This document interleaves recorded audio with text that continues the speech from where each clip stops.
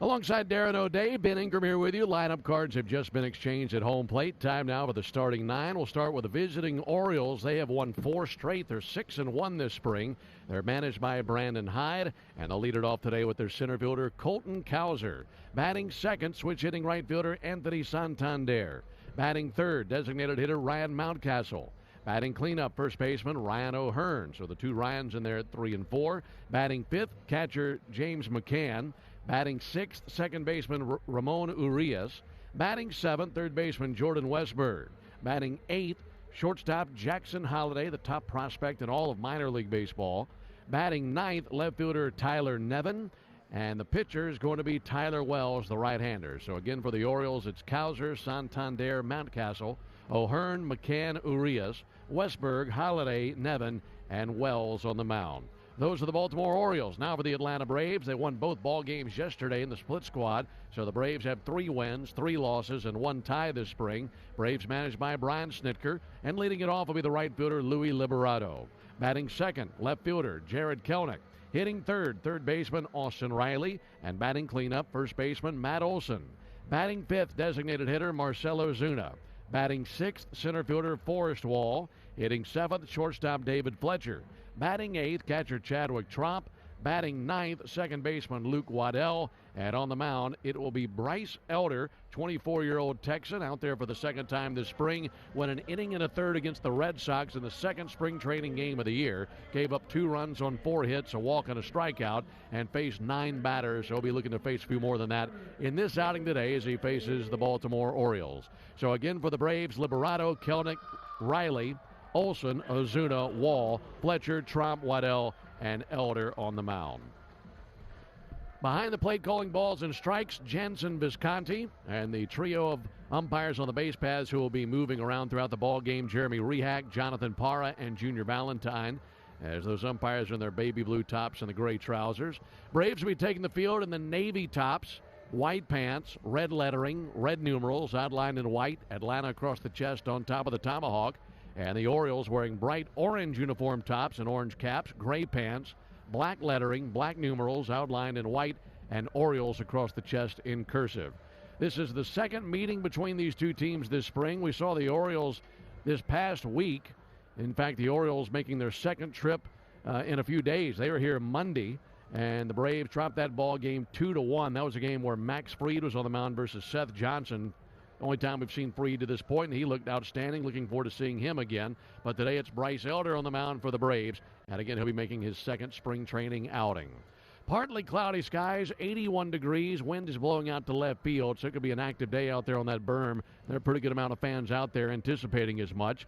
Braves in yesterday's ball game did not go deep in the ball game here, but hit some home runs down the road when they were taking on the Rays in the split squad action. Forrest Wall hit 2 of those home runs, and Forrest is in the order today, as I mentioned, batting sixth and playing in center field. So back-to-back days at home, and Darren, that's always a good thing. Be back out on the road tomorrow heading to Dunedin to see the Blue Jays, but home on Sunday. So 3 out of 4 days at home. I think all the players enjoy that. The players and the broadcasters, Ben. The broadcasters love it. Yeah, the players love it. You know, if they're not in the game, they can sneak off and get around to golfing or go fishing. So it's nice to be at home.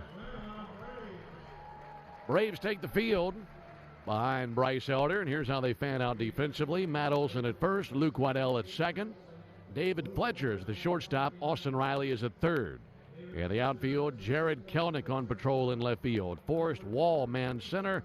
Louis Liberato out in right field. Again, Ronald Acuna, precautionary scratch due to some soreness in the right knee, but sure he'll be fine. Chadwick Tromp is behind the plate, and Bryce Elder on the mound. So when it comes to seeing Bryce Elder, Darren, he's got a full repertoire of stuff, but it all hinges on that sinker, doesn't it? Yeah, what makes Bryce good is his elite, command of the baseball within the strike zone, and then that high arm slot sinker that hitters just don't pick up. So sometimes command pitchers can take a little bit longer to be in top shape in spring training. So Bryce is probably working on refining some things and getting a little bit sharper to start. What do you think he learned more than anything last year? Because he had a terrific season. He was an all-star. I'm sure he wanted to finish stronger than he did, but by and large, for his first full season, 31 starts, really good stuff. Yeah, nobody can tell you what going through a full season is going to be like until you experience it. So Bryce did that last year, and that's a feather in his cap. He made all of his starts. and at some points was the most consistent start in the rotation. You know, you were looking forward to his start day every time. So he's going to learn a lot, take those lessons, and moving on into the future here. Sinker, slider, change on the four-seamer for Bryce Elder, 6'2", 220. Right-hander from Decatur, Texas, 24 years old. Climbing into the left-hand batter's box, Colton Cowser. He's ready, so is Bryce Elder. And now for the ball game. The first pitch misses high. Sinker upstairs, 1 ball and no strikes. We started at 1:07 Eastern Time. 1-0 pitch, a swing and a miss by the left-handed hitting Colton Cowser.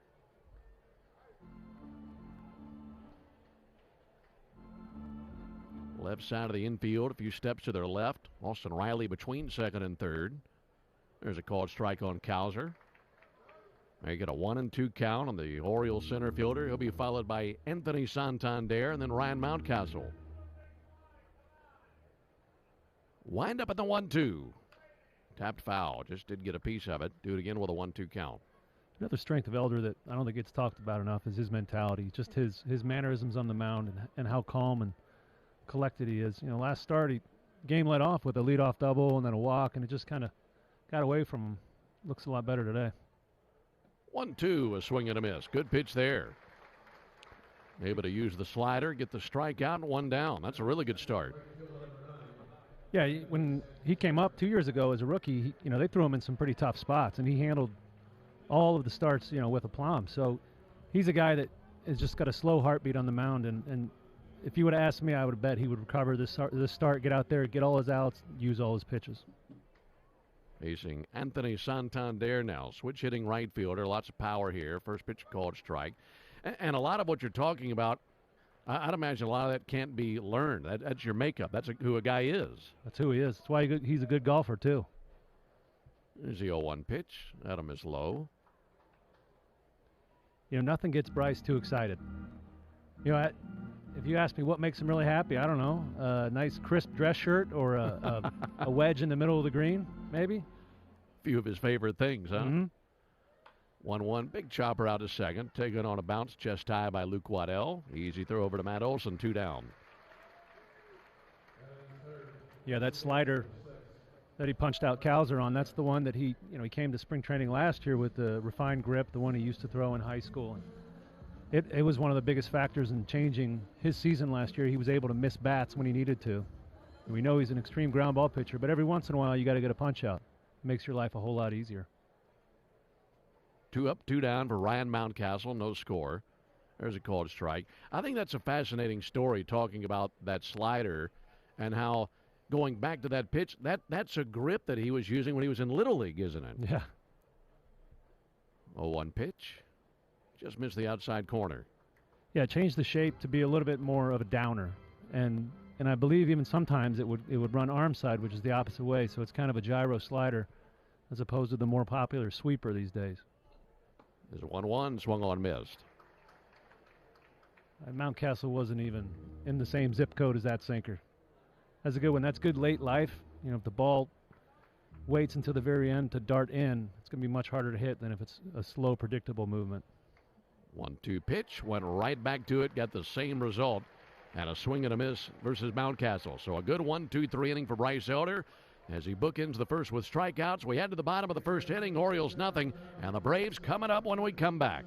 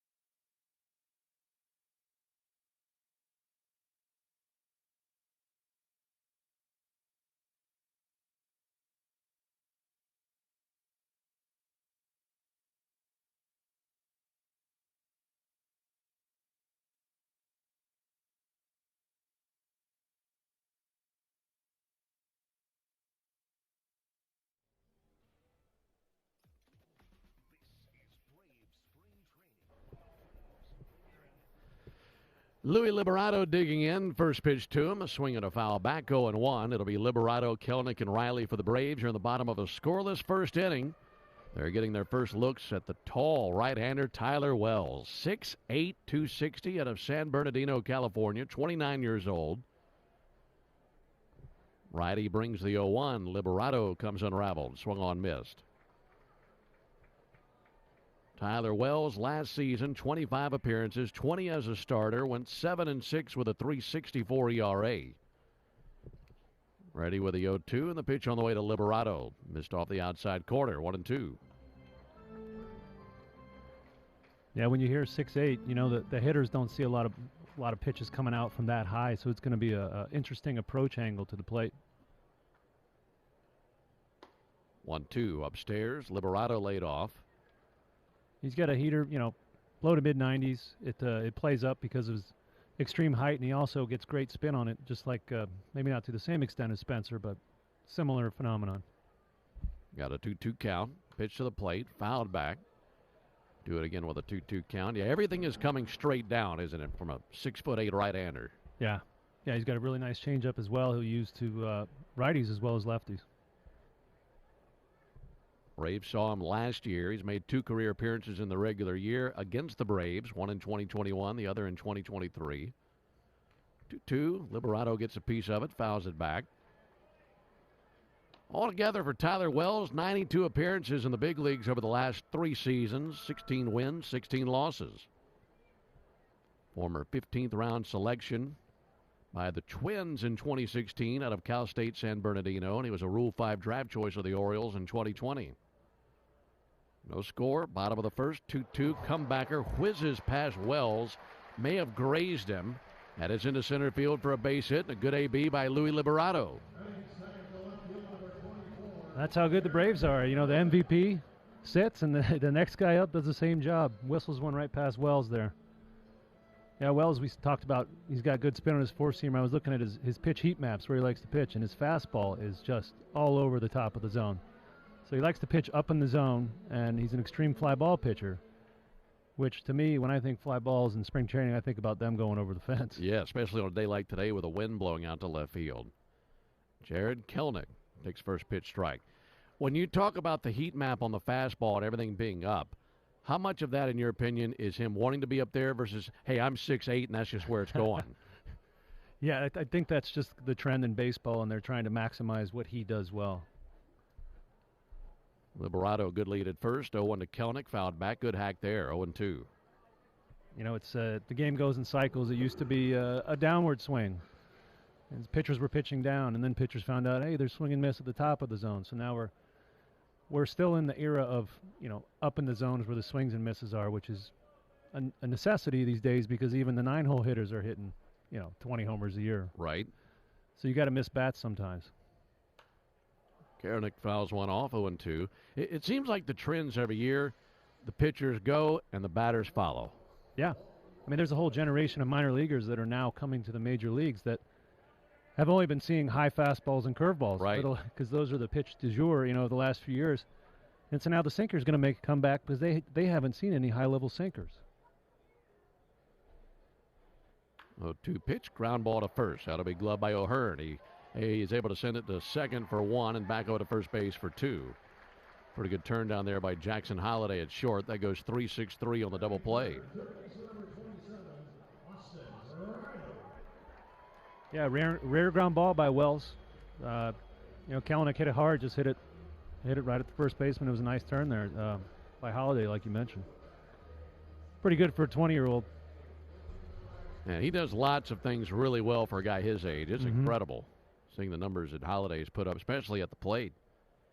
He could make his debut this year. Here's Austin Riley. There's a called strike. The leather for Baltimore, Ryan O'Hearn at first, Ramon Urias at second, Jackson Holliday at short, Jordan Westberg at third. And their outfield left to right, Tyler Nevin, Colton Cowser, Anthony Santander, James McCann behind the plate, and the aforementioned Tyler Wells on the mound. There's a ground ball up the middle, glove right next to second by Ramon Urias, and he slings it over to first base for the out. So that ends the bottom of the first inning. Lots of contact for the Braves, but nothing to show for it. No runs, 1 hit, no errors, none left. We played 1. We head to the top of the second inning. No score.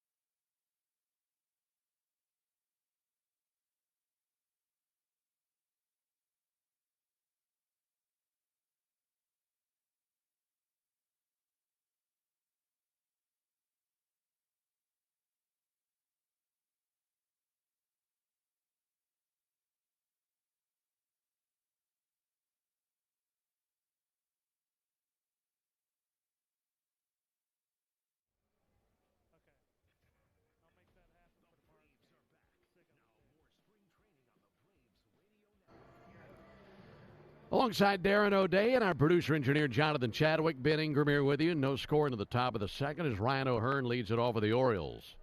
Bryce Elder back to work. First pitch in for a called strike. He's been on the attack to this point. Well, that's the first pitch strikes. O'Hearn, McCann, and Urias for the Orioles here in the inning. Oh, one little floater out towards shallow center. That'll dunk in for a base hit. Ryan O'Hearn got just enough on it, floated it over the infield. And a leadoff single for the Orioles. Yeah, that's kind of like we talked about yesterday with the Minnesota Twins pitcher, Funkhauser, I believe. You know, he tried to pick off the first. And Funderburk. That was it. Hosengardner. And the first baseman boxed it, and, now he's got a runner on second. Bryce just executed a perfect cutter into a tough lefty there, and, he hit it off the label, and, my exit velocity of my hand radar gun was about 60 miles an hour, and he's got a base knock. There's a fly ball out towards left field, Jared Kelnick. And what we talked about was being able to move on from those things you couldn't control. He can't control. If he continues to make pitches like that, he's going to be successful more often than not. And that's really all he has to focus on in this situation. Little bloop single, then the fly out to left field. Here's Urias. And I'd imagine for Elder, okay, you don't like the result, obviously, but I made my pitch, and that's what I want to do. Right. You can take consolation in that. But some pitchers, especially young ones, will get frustrated with stuff like that. Ron Urias taps one out to third and foul.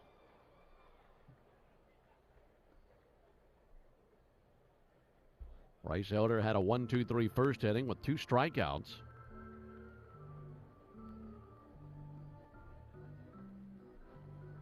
Breeze out towards left field, 81 degrees. Second time we've seen the Orioles this spring. Second of 5 meetings this spring between the Braves and Orioles. The two teams had led baseball in wins last year. A 1 fouled back, 0-2. Yeah, like we joked at the end of the ball game yesterday, this is the Darren O'Day Bowl. Played for both of these teams. You spent most of your career with Baltimore, didn't you? I did, 6.5 years there. It was a good time in my life and my career. Probably my best, numeric or statistical years I had in my career were there in Baltimore. Oh, 2 from Elder. Chopped up the third base line and foul. You're an all-star there, weren't you?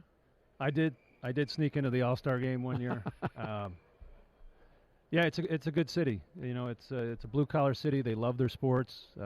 If the teams are good, they love you. Teams are bad, they might boo you at the grocery store.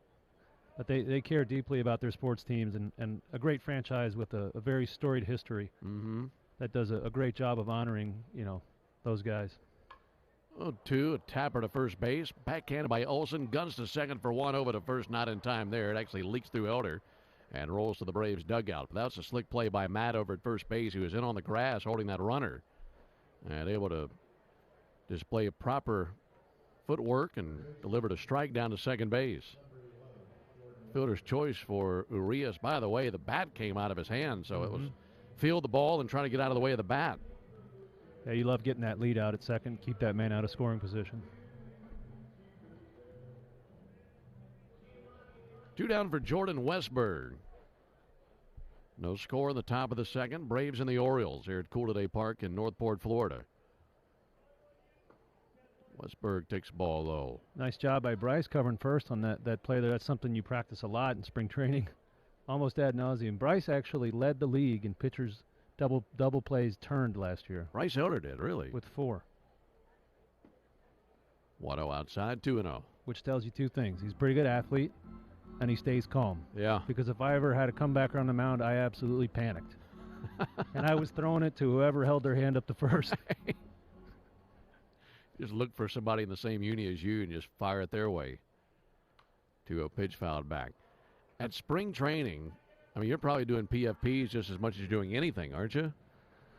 It's gotten better, especially in a Brian Snitker camp. He's not going to keep you here just, wasting your time. So it's short, it's fast, and if you do it well with high intensity, you're out of there. But yes, you do get a little bit tired of them towards the end.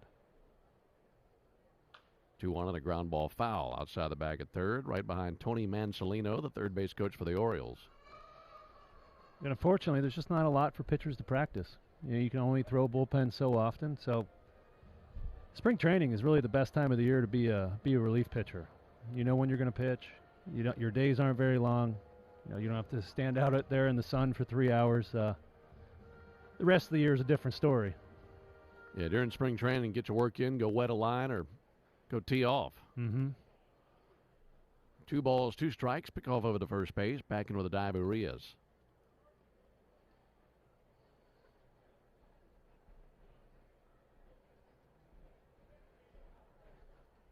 No runs, 1 hit, no errors for both teams. Westberg batting 7th. And Brandon Hyde's order today. 2-2 pitch, low and outside, 3-2. Check swing, it didn't go. You mentioned I played for both these teams. I actually had a 10-5 rights where I had to approve the trade. I got traded from the Orioles to the Braves in 2018, along with Kevin Gausman. And of course, you approved that immediately. Yeah, I was excited about that one. 3-2 runner goes, got him, punched him out. Westberg strikes out, 3rd strikeout of the ball game for Elder, and he works around that leadoff bloop single. No runs, 1 hit, no errors, and a man left. Into the bottom of the 2nd we go, no score.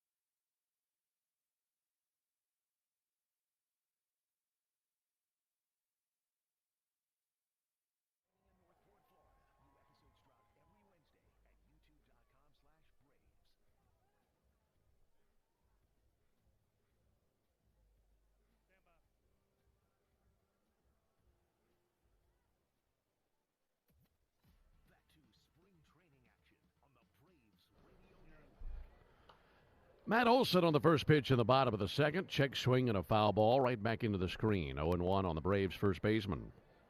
Braves nothing, Orioles nothing. Bottom of the 2nd. Ben Darren and Jay Jad with you from Cool Today Park. Matt Olson getting his first glance at Tyler Wells, right-hander on the mound for the O's. 0-1 is upstairs. 1 ball and 1 strike. 27 days till opening day as we continue our daily countdown. 4 weeks from yesterday, and the Braves will be in Philadelphia facing the Phillies opening day. There's a 1-1 pitch. And a miss outside, 2-1. And also we turn the calendar over. March 1st, welcoming in a brand new month. Get the official first day of spring this month and daylight savings time and all that stuff. Hopefully warm temperatures wherever you are. 2-1 pitch, a high fly ball way up into the air to right field. Anthony Santander drifting in. And he opens his glove, makes a chest-high catch, and one out here in the 2nd inning. So I mentioned Wells was a fly ball pitcher, and it's a kind of an interesting thing because his expected, OPS, so how many bases are expected on the hits is very low, which is unique for a fly ball pitcher. You'd think a lot of those fly balls would go over the fence, but he gets a lot of high lofted pop-ups. So a lot of pop-ups basically as good as a strikeout. Nobody's going to advance if it's done right. Right. And so Matt hit that pretty hard, but he hit it straight up. There's Marcell Ozuna. He receives a first pitch strike. which against certain lineups you might think, oh, man, I don't know if this is going to work against this lineup like the Braves. But at the same time, you got to go with what works all the time, don't you? Mm-hmm. Stick with your game. Here's the 0-1 to Marcelo Ozuna, and he swings and fouls one back. Yeah, the Orioles, after I left, they were good for a while. They didn't get bad because I left. We got bad because we were all there, and it just kind of stagnated. But anyway, since then, they've really dove into the analytics and become one of the leading teams in that. 0-2 pitch on the way. Ozuna takes a ball low. And as a former player, and speaking for yourself and maybe your teammates, do players like that? Well, it was necessary there. When I was there, the team was about 5 to 6, 7 years behind other teams in terms of evaluating players and what makes them different and what makes them good. 1-2. There's another high pop-up into shallow right field. Santander drifting in, looking up into the Florida sky, makes a one-handed catch and 2 down. So, ownership said, hey, we got to fix this. So they hire Mike Elias from the Houston Astros, the team that's on the forefront of the numbers game. And he and his staff have really, revolutionized the way the Orioles work. And now they're getting the best out of their players, Tyler Wells being a perfect example. Not throwing that hard, but they know he's got a spinny fastball from a unique angle. So, hey, we're going to make sure you stay at the top of the zone. No score here in the second. Forrest Wall takes a ball low. When you went from Baltimore to Atlanta, how much of that was the same or different? No, Atlanta was way ahead. Atlanta, Alex brought his staff over from L.A., who was also one of the teams on the forefront. So they were pretty far advanced. 1-0 to Wall, and he slugs one to deep right, but not deep enough. Just got under it. Santander over to his left makes the catch. Well, Wall's been torching the baseball, and he just missed that one. Mm-hmm. And down they go 1-2-3 in the bottom of the second. We head to the top of the third, no score.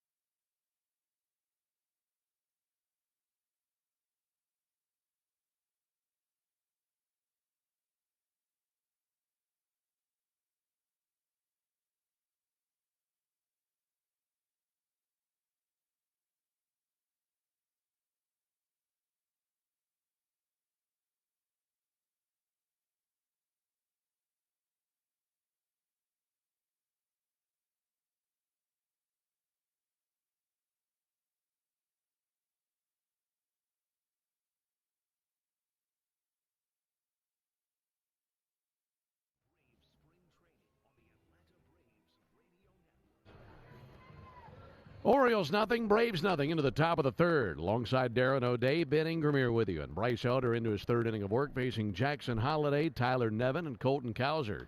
Holliday swings at a high pop-up to right field, down the right field line, towards foul ground. Should be playable, and it is. Louis Liberato makes the catch about 20 feet into foul territory. And one pitch is all Bryce Elder needs to retire Jackson Holliday. All right, Ben, that's our fourth consecutive F9, so fly out to the right fielder. These hitters, if they want to hit it over the fence, they got to start hitting it to left. Because the flags are starched out to left. Yeah, you get it up in the air to left field, it's going to travel. There's Tyler Nevin, second-generation ball player. Nevin takes called strike.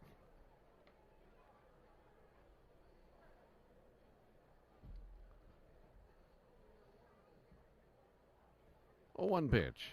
Ground ball foul over to first base. Jackson Holliday, second-generation big leaguer. Yeah. That's got to be pretty cool growing up in a clubhouse like that. I was actually Phil Nevin, Tyler's dad, was a coach on the Yankees when I was there. What a trip that guy is, man. Managed the Angels last couple years. Great guy. 0-2, and Nevin sends one foul on the third base line. It's funny. If you ever wanted to talk to Phil, just ask him about Tyler. Every dad's so proud of their son. Really? As they should be. Yeah. But if you're just sitting at a dinner table and you got nothing to say, hey, how's Tyler doing? And he'd just go. He would go. It was awesome. Yeah, a lot of good things to talk about when it comes to some of these guys on the way up. Second-generation ball players. 0-2, line drive out to third. Caught by Austin Riley. That breaks up that streak of fly balls to right field. And 2 down here in the top of the third inning. You asked me what Bryce, in the pregame show, you asked me what Bryce learned going through a whole season. I've been thinking about that a little bit, and what it takes to take the ball every 5 days is what he learned the most about, and how hard that is, and how the preparation between those 5 days is really what makes you successful.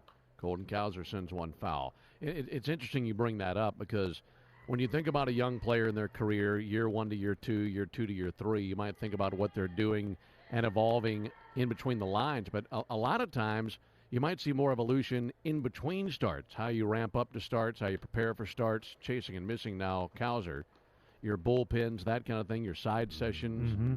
And I'd imagine there's a major evolution there from, say, year 1 of a player's career to year 4 or 5. Absolutely.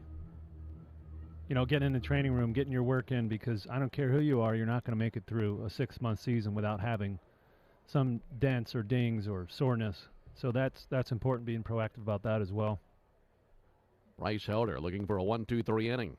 And he comes inside and hits Colton Cowser. That sinker drifted. It was way ahead, 0-2, and plunks him right around the belt. That extends the inning for Anthony Santander. One more thought on Elder in regards to that. You think about his season, 12-4 last year, an all-star appearance, all the things that he learned. Yeah. And that's great for anybody who at the time was 23 years old, but especially for a guy who started the season at AAA. Yeah. And ended up in the all-star game. Santander fouls one off. This roster is pretty set, so we kind of focus on the position battles that are still there. And what Bryce did last year, he did plenty to earn a spot in the rotation this year, but you learn very quickly playing this, the baseball's a business, and him being on a competitive team, that's not always the case. He's got to earn that 5th spot here, and that's a luxury the Braves have, is some starting pitching depth. Well, 1 in for a strike. When he gets up 0-2, pretty good job today. Righties and lefty batters, Elder's gotten ahead. Yeah, he's using his sinker, his cutter. His changeup looks pretty good today. He's using it to righties and lefties, and that revamped slider looks great too. 0-2 pitch. That's high. 1 ball, 2 strikes. Just noticing how many advantage counts. He's had both the last 2 batters at 0-2. He's attacking the zone, which is when Bryce is good, because that ball is zipping and zooming and veering every which way. No score, top of the third. Colton Cowser lead at first, held by Matt Olson. Time taken by the catcher, Chadwick Tromp.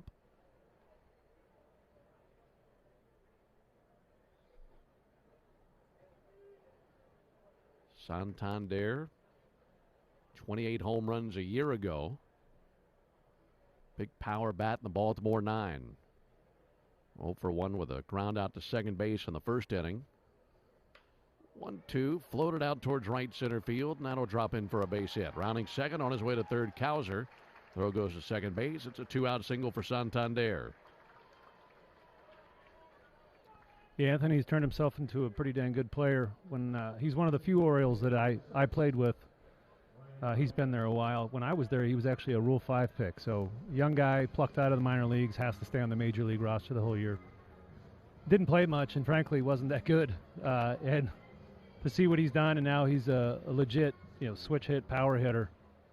Turned himself into a good player. Extends the inning there. Here's Ryan Mountcastle. He swings and fouls one off. This might be the final batter that Elder faces. Braves have lefty Brian Moran up and tossing. And for Elder, this is the 12th batter he's faced in the ball game. Braves nothing, Orioles nothing. Top of the third, Baltimore trying to make something happen with 2 down. They've got him at the corners. 0-1 line drive past a diving Austin Riley and a base hit into left field. In to score Colton Cowser. Down to second Anthony Santander. And the two-out rally produces a run for Baltimore. They lead 1-0. First baseman number 32, Ryan O'Hearn. Rice was one pitch away from getting through the inning and making it a 1-2-3 inning. He had an 0-2 count on Colton Cowser. But he hit Cowser, and then Santander singled. So did Mountcastle. And it's 1-0 Orioles with runners at first and second for Ryan O'Hearn, who singled back in the second inning. Rice wants Chadwick Tromp to go back through the signs with his PitchCom device. Now takes off his cap, believe his device has died. Yeah, I think Bryce is going to be frustrated about that hit by pitch. You know, you're about to get through your 3 innings and might have over-boogied a cutter there a little bit too far in. Might have been sniffing a punch out to, end his outing in style. And then, the inning has been extended, obviously. Trying to stop all that right here. Mm-hmm. Ryan O'Hearn just floated one over the infield back in the second inning. Now all sorts of issues for Elder with the PitchCom device. And he's flustered. Now Junior Valentine, third base umpire, is going to go over. And now Elder's going to come off the mound. He's frustrated and can't get on the same page with his catcher.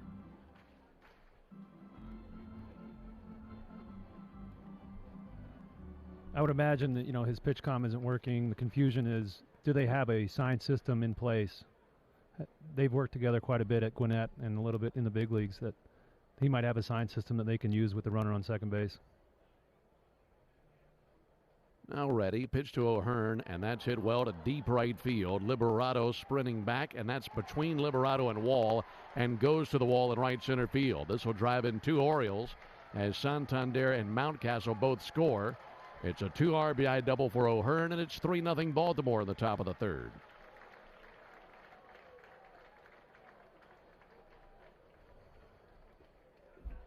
Catcher number 27, James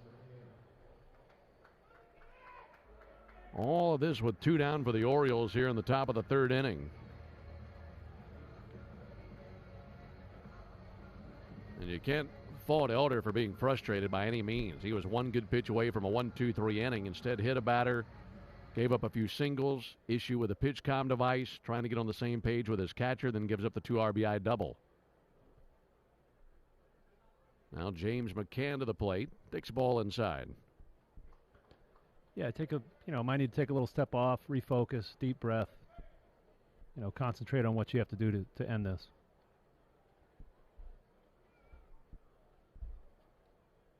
James McCann 0-for-1 with a fly out to left field.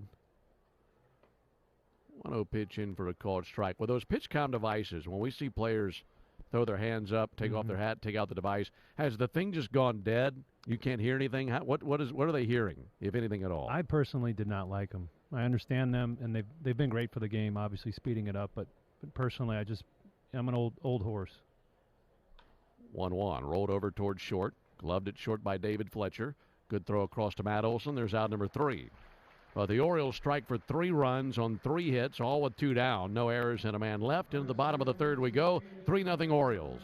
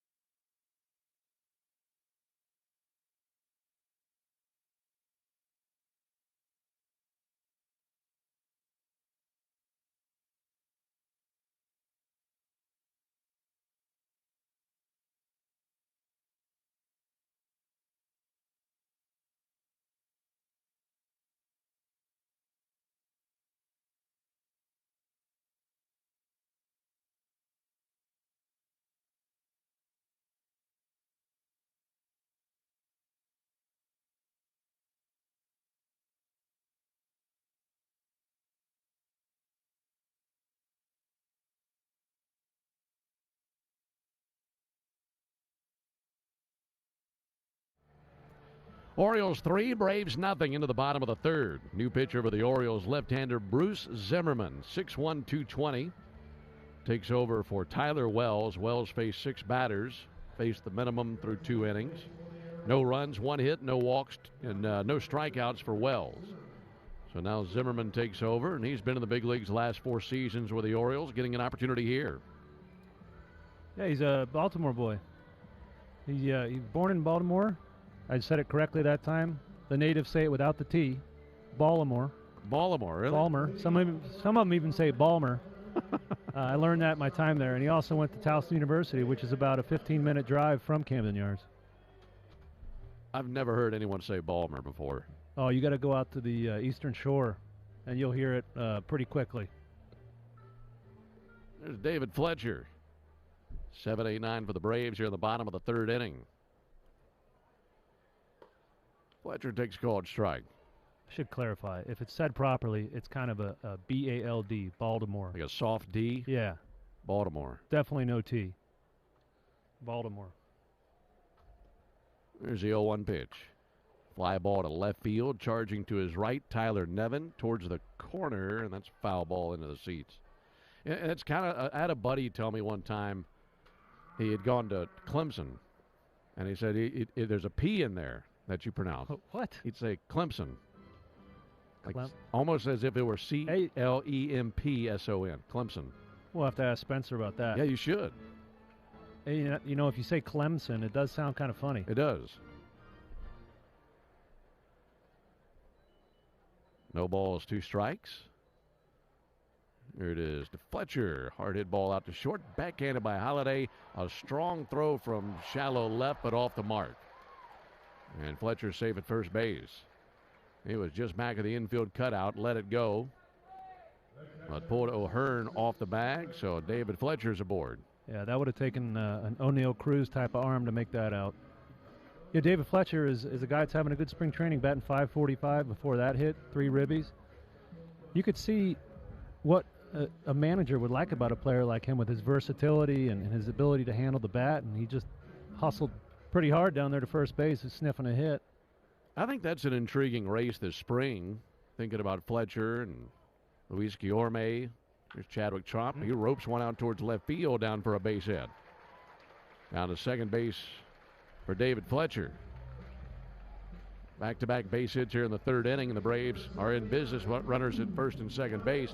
Well, you're talking about a few guys who certainly have lots of big league experience, and there's a spot to be won as a utility infielder, and both of those guys expect to have a strong spring and off to pretty good starts.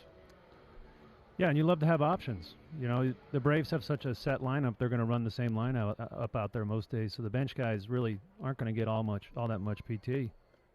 Waddell takes a front door pitch for a strike. So you know the decision you're making is: am I going to have this guy sit the bench, or am I going to send him to AAA so he can play every day? Traded away a little bit of your shortstop, your infield depth, and Shoemake and Vaughn Grissom leaving. 3-0 Orioles. Waddell takes ball inside. But I can tell you, pitching against Fletcher is not a good time. I spoke about Jeff McNeil yesterday. Fletcher's much the same way. He's going to sit up there and battle you. And he's a guy in the pregame scouting report that'll say, hey, don't even try to strike this guy out. I think his strikeout rate was somewhere below 10%, which is an oddity in today's game. 1-1 visits the zone for a strike. Oh, and you love having that option to come off the bench if you need and come up there and give you a quality at bat, make some contact. Orioles 3, Braves nothing, bottom of the third. 2 men on base, no one out. Lefty-lefty matchup, pitch to Waddell. A little bit high. And a 2-2 count. Yeah, when Fletcher has been healthy, he's put up very good numbers. Just the other day, Joe and I were talking about his hit streak from a few years ago that was second longest in Angels franchise history. Waddell fouls one off. He was just 2 games shy of the franchise record with a 26-game hitting streak a few years back. Wow. Yeah, it was tough getting him out, especially knowing who was standing on deck. You know, Mike Trout. Yeah. So you focused a little bit more. Just like in our lineup, well, there's not really many soft spots in the Braves lineup, but as a pitcher, you kind of always know where Ronald Acuna Jr. is, and if you got 4 batters till he gets up, you're trying to get those first 3. 2-2, swung on, sent foul into the seats down the left field line. Which is one reason you could rationalize why it's nice to have Michael Harris the second in the 9-hole. Yeah, great point. Because the pitchers aren't going to want to face Ronald, so they're going to attack him. They're not going to, fool around and try to dance around the strike zone with fringe pitches. Luke Waddell, left-handed hitter, waits the 2-2. Here it is. That's chopped foul off the plate towards the Braves dugout. Luke's doing a great job. You can see how frustrated Bruce Zimmerman's getting on the mound. He's just spoiling all of his good pitches.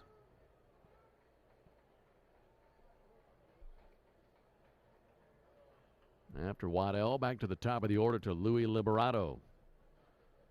Resting the bat on his left shoulder. Pitch on the way to Waddell. Soft comebacker, ramps off the mound. Holliday's got it at short. Steps on second with his left foot. Throws over to first base. Gets a double play. Not an easy play, but Jackson Holliday makes it. That slowed up after it ramped off the mound. He was able to make the play 6-3 for the double play. David Fletcher over to third base with 2 down.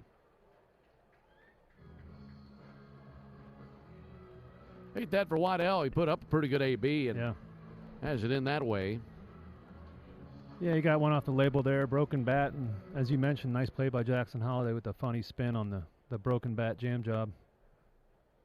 Back to the top of the order to Louis Liberato. Check swing. No appeal yet. Now they appealed. He didn't go. Liberato with a single back in the first inning. Jared Kelnick hit into a double play right after that. The Braves have hit into 2 double plays in the ball game, trailing 3-0 here in the bottom of the third. Runner at third, 2 down. Looking for a clutch knock right here from Liberato. 1-0 from Zimmerman. Little low. 2 balls, no strikes.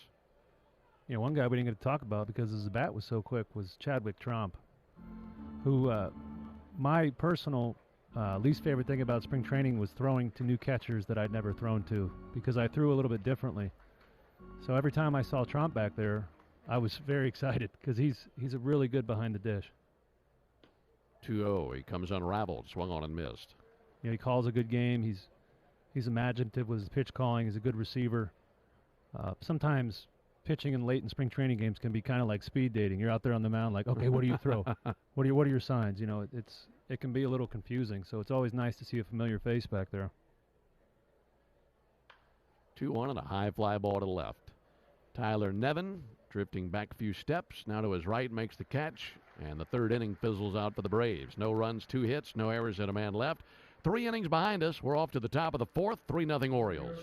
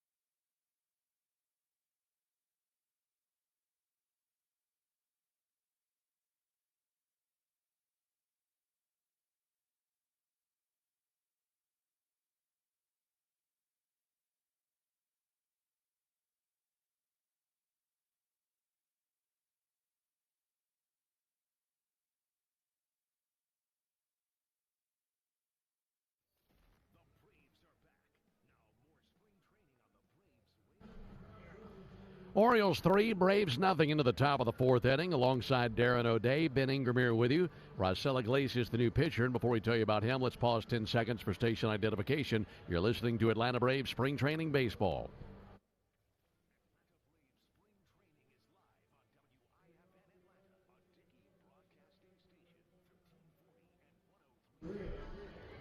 First appearance of the spring for the Braves closer Raisel Iglesias, 34-year-old right-hander from Cuba. 33 saves a year ago. In a year that saw him make 58 appearances. His first pitch is inside. For the Orioles, it's Urias, Westberg, and Holiday. That's 6, 7, and 8 in their order here in the top of the fourth inning. Good season last year for Iglesias. 1-0 pitch, chopped off the plate. Charging at third, Austin Riley. Tough play on the grass, scoops and fires in time. Nice play.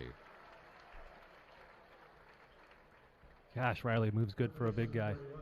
Smooth, isn't he? Yeah, I think I saw him yesterday actually at Publix. He was walking by my car, and I yelled out my window, "Hey, will you sign my baby?" And he ignored me, and then I had to yell it louder, and then he finally stopped. He's being a good husband, picking up some food for the family. Jordan Westberg takes ball outside.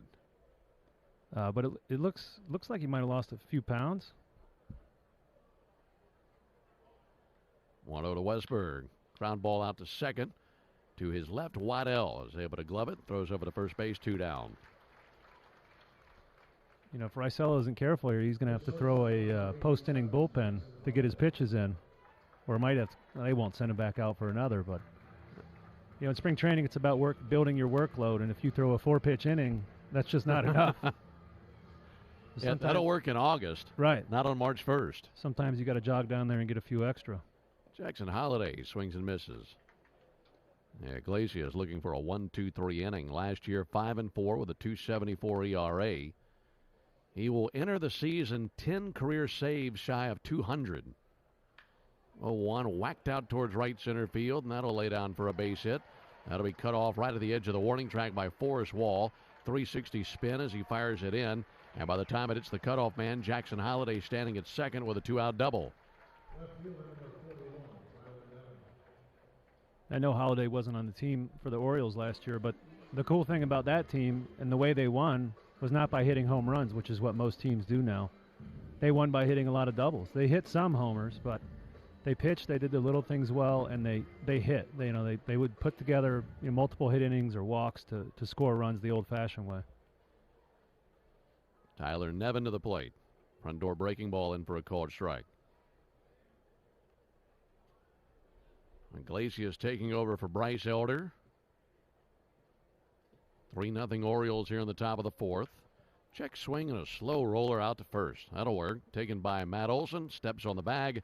And that ends the top of the fourth inning. Orioles get a 2-out double. That's it.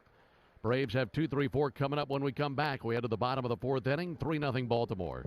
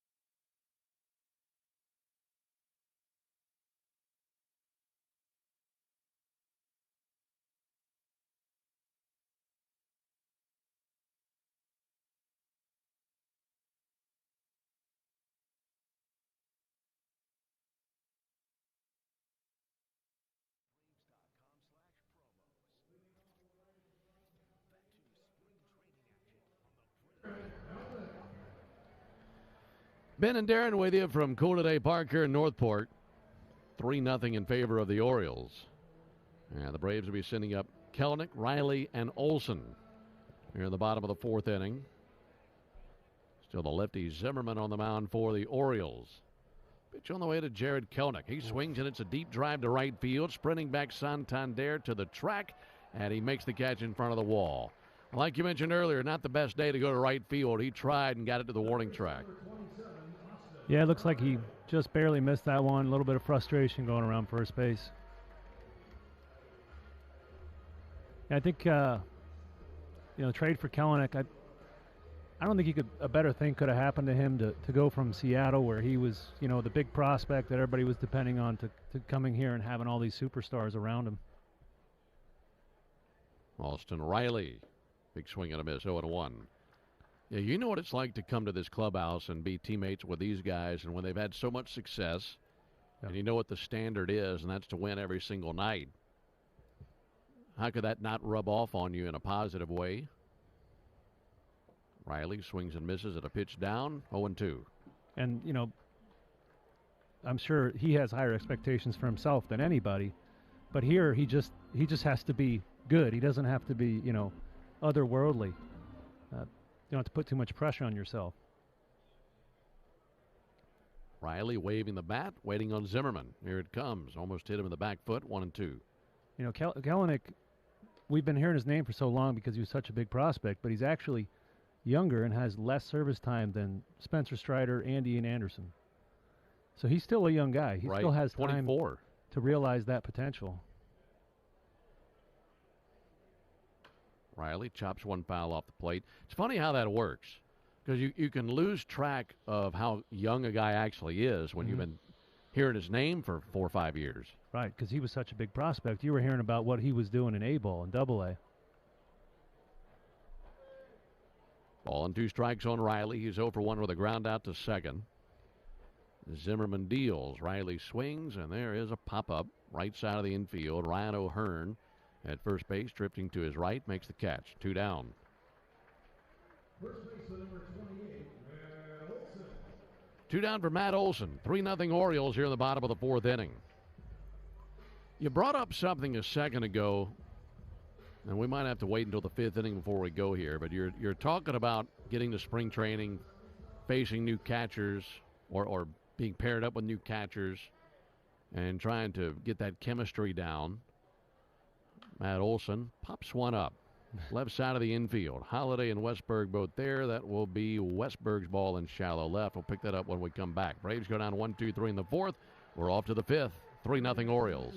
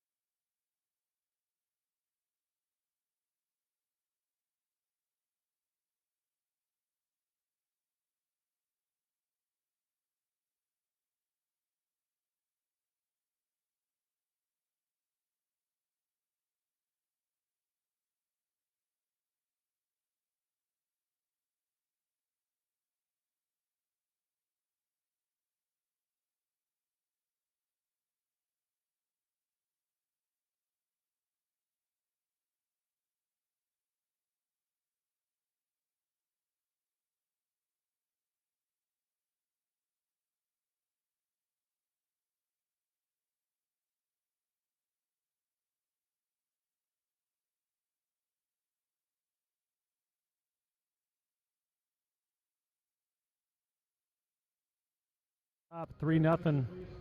Top of the 5th, new Braves pitcher Darius Vines. The young righty made his major league debut last year for the Braves and won his first start. What a great start it was in Coors Field. 6 innings pitched, won it for the team, and a tough task for him to pitch at that altitude. I love that move with his repertoire. The changeup works up high in the mountains, and Darius has a really good one. Good to see Darius come along for Rossell Iglesias. Iglesias faced 4 batters, got 3 groundouts, gave up a 2-out double. That was all.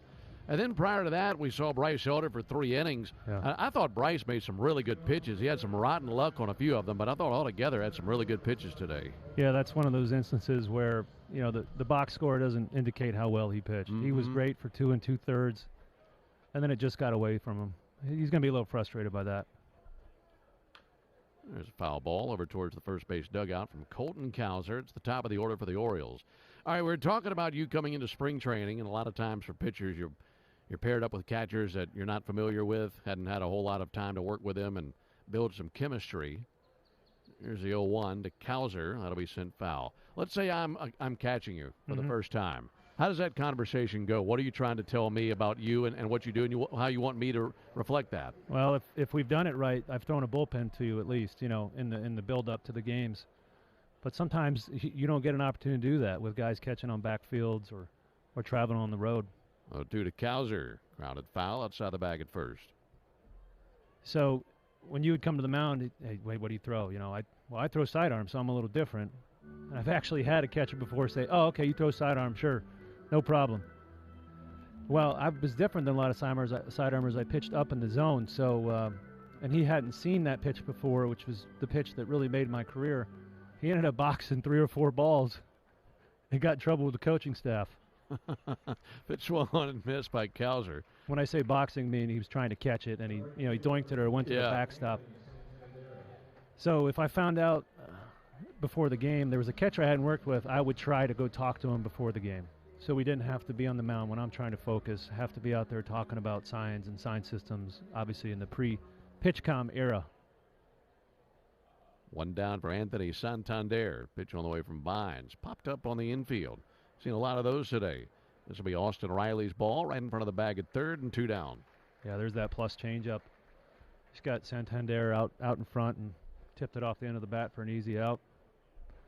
But I've been on teams before where you go to the bullpen early in spring and they have what they call 6-packs or 8-packs here, where it's 8 mounds and plates all next to each other. It's where you throw your mass bullpens.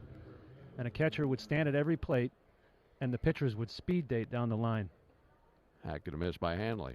Just starting the conversation of what you throw and where you like the catcher to set up and some of your most often used sign systems.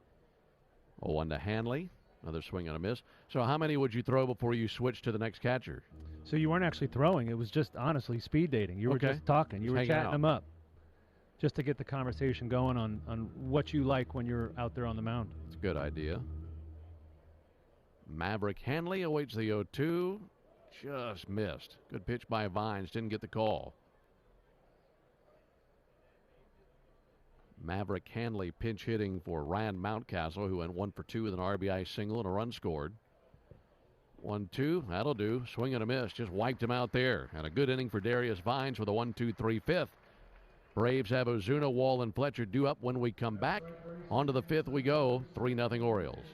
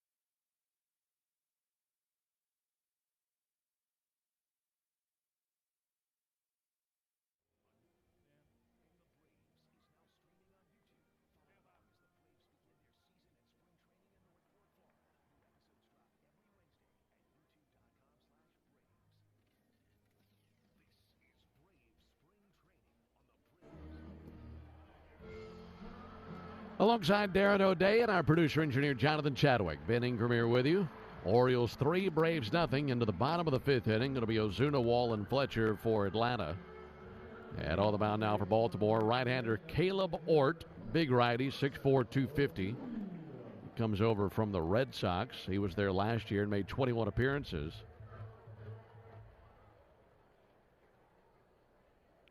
Caleb Ort's first pitch, up and in, 1 ball and no strikes. He was purchased by the Orioles from the Phillies. Ort's kind of moved around a lot. He was in the big leagues with the Red Sox last year. Then passed around a little bit in the offseason. Ozuna takes the ball low and in. He was selected off of waivers by the Marlins December the 1st. That's really how his offseason started. 2 balls and no strikes. And the pitch on the way. Ozuna hits one well out towards right center field. May drop in. It will. Right in front of the right fielder, Anthony Santander. Leadoff single for Marcell Ozuna. Brings Forrest Wall up to the plate. Yeah, how about this? All right, so I mentioned that Ort was with the Red Sox last season. At the end of the season, he was selected off of waivers by the Mariners from the Red Sox. That was on October the 13th. Okay. December the 1st, he was selected off waivers by the Marlins from the Mariners. February the 13th, selected off of waivers by the Phillies from the Marlins. Pitch on the way to Forrest Wall. That's outside. And then February the 19th, purchased by the Orioles from the Phillies. So with 4 different organizations without playing for any of them until spring training. That's wild. Yeah, sometimes he throws hard. His average fastball right around 96, so you can see why these teams keep taking chances on him. There's probably just something little missing from his repertoire, and the Orioles think they can fix it. Probably a busy few months for his agent, Yeah, huh? right. A lot of phone calls, a lot of text messages. 3-0 Orioles, bottom of the 5th inning. Forrest Wall takes one outside. So Forrest Wall, Grapefruit League, Triple Crown watch. Yeah, Aaron Judge is batting 1,000. I don't think he's going to continue that. Forrest is only hitting .556, but he is first or tied for first in home runs and RBIs with 3 dingers and 8 RBIs. 2-0 outside. Yeah, he's seeing it well. He wants to be on that opening day roster. Hit a homer last year, first of his major league career. That was in a ball game at Washington late in the season. 3-0 in for a called strike, 3-1. And I don't know if you saw the highlights, but his second 3-run homer yesterday was opposite field. Was it really? It takes some juice to get it out opposite field down here. Yeah, that's a big yard. Mm-hmm. Hitters count, 3-1. Low and in ball 4. Takes the walk there, so a good start for the bottom of the 5th inning. Leadoff single by Ozuna, and then the walk to Wall. So they're at first and second, no one out for David Fletcher. Oh, the Braves in that ball game yesterday in Port Charlotte ended up needing both of those 3-run homers. They had to hold on to win. Was it 13-9, I think, was the final score? After they had a 12-2 lead at one point. These games can get a little wild down here at the end, especially. You notice how windy it is down here? Yeah, very. You can almost count on it every day. The wind's going to be blowing ridiculously hard out or in. Fletcher takes called strike. And it's actually the same reason I believe the PGA Tour does their Florida swing this time of year. Because these pros would pick apart the courses down here if the wind isn't blowing. So it just adds another element of challenge for them. Makes sense. 0-1 is high. Well, here, and yesterday was a day like the one I'm about to describe. First thing we all do when we get to the ballpark is look at the flags, in or out, because you feel like it's going to be blowing 15 to 20 miles an hour in some direction. Yesterday was an outlier. We got here yesterday, and the flags hardly even moved all day. Very abnormal. Here's a 1-1 pitch. Swing and a miss by Fletcher. Today it favors the batters. And wind is created by differences in temperature. So this time of year, the ocean is still cool from the winter, and the hot sun hits the land, heats it up, creates high pressure. 1-2 fouled off. And so the wind wants to rush from high pressure to low pressure. So you get a good amount of wind this time of year. And that's my geography fact of the day. Chad, you writing this down? He's taking notes back there. I mean, it's a strip of land in between two oceans. Yeah. So you're going to get all sorts of different things down here weather-wise. 1-2 up and in. Pushed him out of the box and a 2-2 count.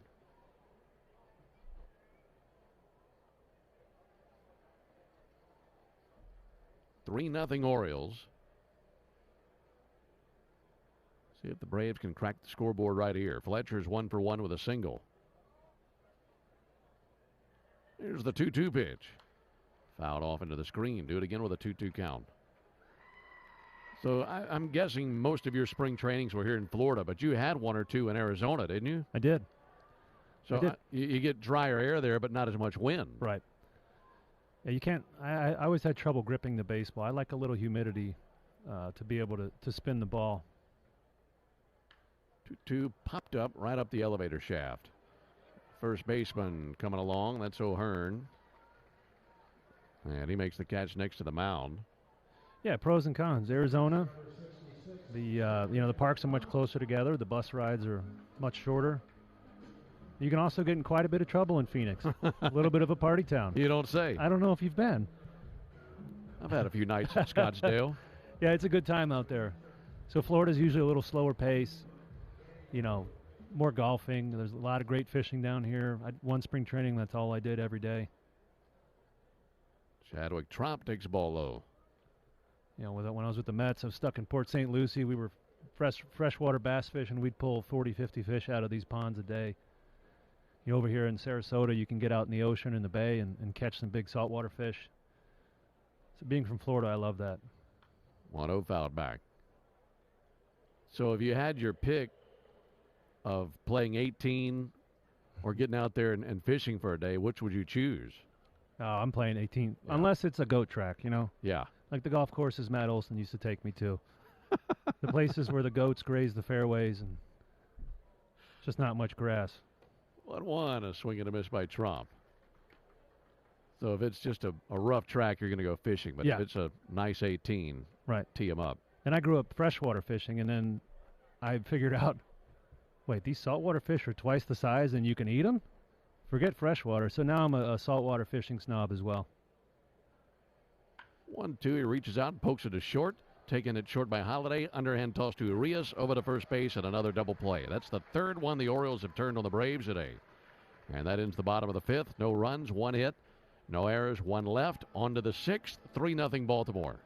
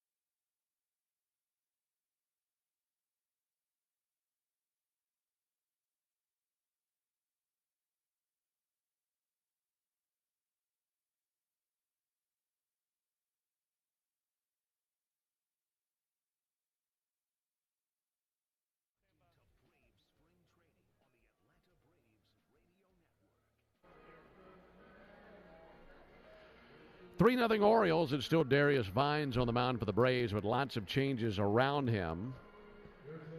New first baseman is Ryan Castile. New third baseman is Leury Garcia. New center fielder is Kevin Kilpatrick. Also a couple of changes up the middle. Let's see, that's still Waddell at second base. And Andrew Velazquez is the new shortstop. First base for the Braves. Number 96, Ryan Castillo. Castillo at first. Batter is Ryan O'Hearn. Pitch from Vines, swung on, fouled off. So again, Castillo at first, still Waddell at second. Velazquez at short, Garcia is at third, and Kilpatrick in center. Still Trump behind the plate, still Kelnick in left, still Liberato in right. Pitch is high from Vines, 1-1. Pretty good fifth inning by Vines last go round with a 1-2-3 fifth. Had 2 strikeouts, changeup was working. Here's the 1-1 to Ryan O'Hearn. High and outside, 2-1. And now playing third base for the Braves. Number 63, Garcia. 63 Garcia at third.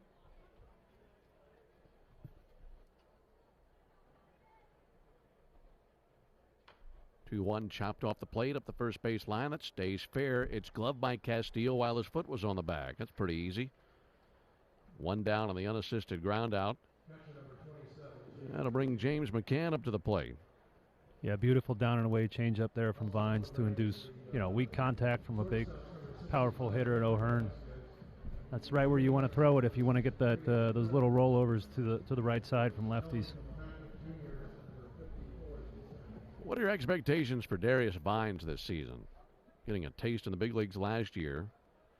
James McCann takes one low. Kind of reminds me of where Bryce Elder was after the 2022 season, going into 2023. Similar pitchers, too. Not going to overwhelm you with velocity, but really know how to pitch. Darius is pretty advanced at that for his age. Watto low and outside, 2-0. Unfortunately for him, I think the line in front of him is pretty long to get into the Atlanta rotation, so likely go to Gwinnett and pitch there for depth and be ready to come up if somebody gets hurt. 2-0 to McCann, and a ground ball sharply out toward short past a diving Andrew Velazquez. Base hit into left field for James McCann. His first of the day. He's now 1 for 3. That brings Urias to the plate. That's a really good place to be. Yeah. I know everybody wants to be on the opening day roster, and that'll come with time, but for a team that used 16 different starters last year, when you're in that next group, you know you're going to get an opportunity or two. Yeah, and if you look at the Braves, 40-man roster, if all these guys come back healthy, I'm thinking of guys like Ian Anderson, Penn Murphy, the options are going to be ridiculous. Gwinnett's staff could be a big league staff. Urias takes ball low. I got a chance to catch up with Ian today. He said he's feeling good and everything's on track. Learned a lot about himself during his rehab. So excited to see him back on the mound for the Braves at some point. 1-0 pitch. Check swing. Didn't go. Pitch running for James McCann is Silas Ardway. Spelled Ardoin, but pronounced Ardway.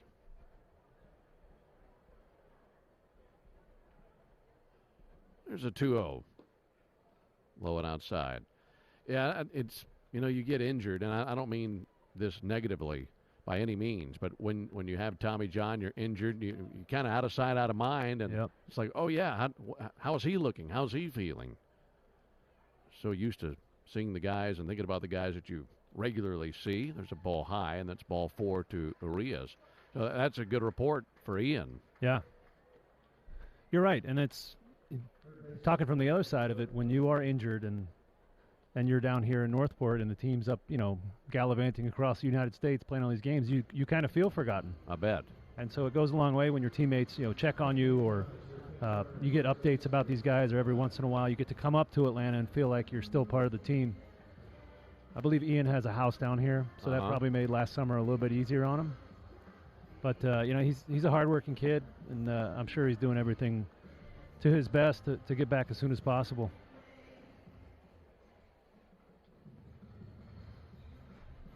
Runners at first and second, 1 out. We're in the top of the 6th inning with the Orioles leading the Braves 3-0. Jordan Westberg checking in. Right-handed hitter, 0 for 2. Takes ball low and outside.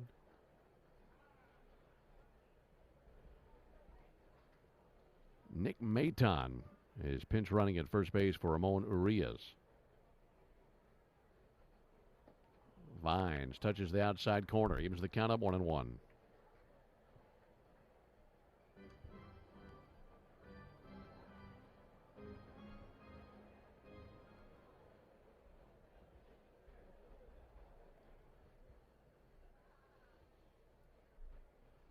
Westberg swings and misses, just about toppled over. 1-2 on Westberg. See if Vines can bounce back with a strikeout after the walk of Ramon Urias.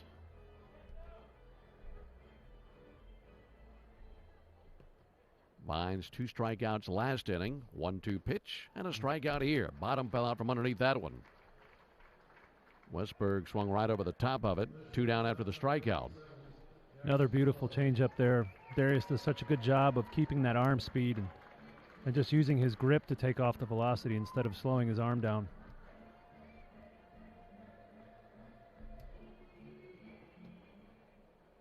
Three 0 Orioles. Here's Jackson Holliday. He swings and misses at the first pitch. You think a changeup is the most challenging pitch to learn? You're talking to a guy that spent his entire career trying to learn one, so the answer for me would be yes. Yes. 0-1. He reaches out and pokes one out towards center. Coming in Kilpatrick. And on a galloping trot makes the catch. And that ends the top of the 6th inning. A little bit of noise for the Orioles, but no runs. No runs, 1 hit, no errors, 2 left. To the bottom of the 6th we go. 3-0 Orioles.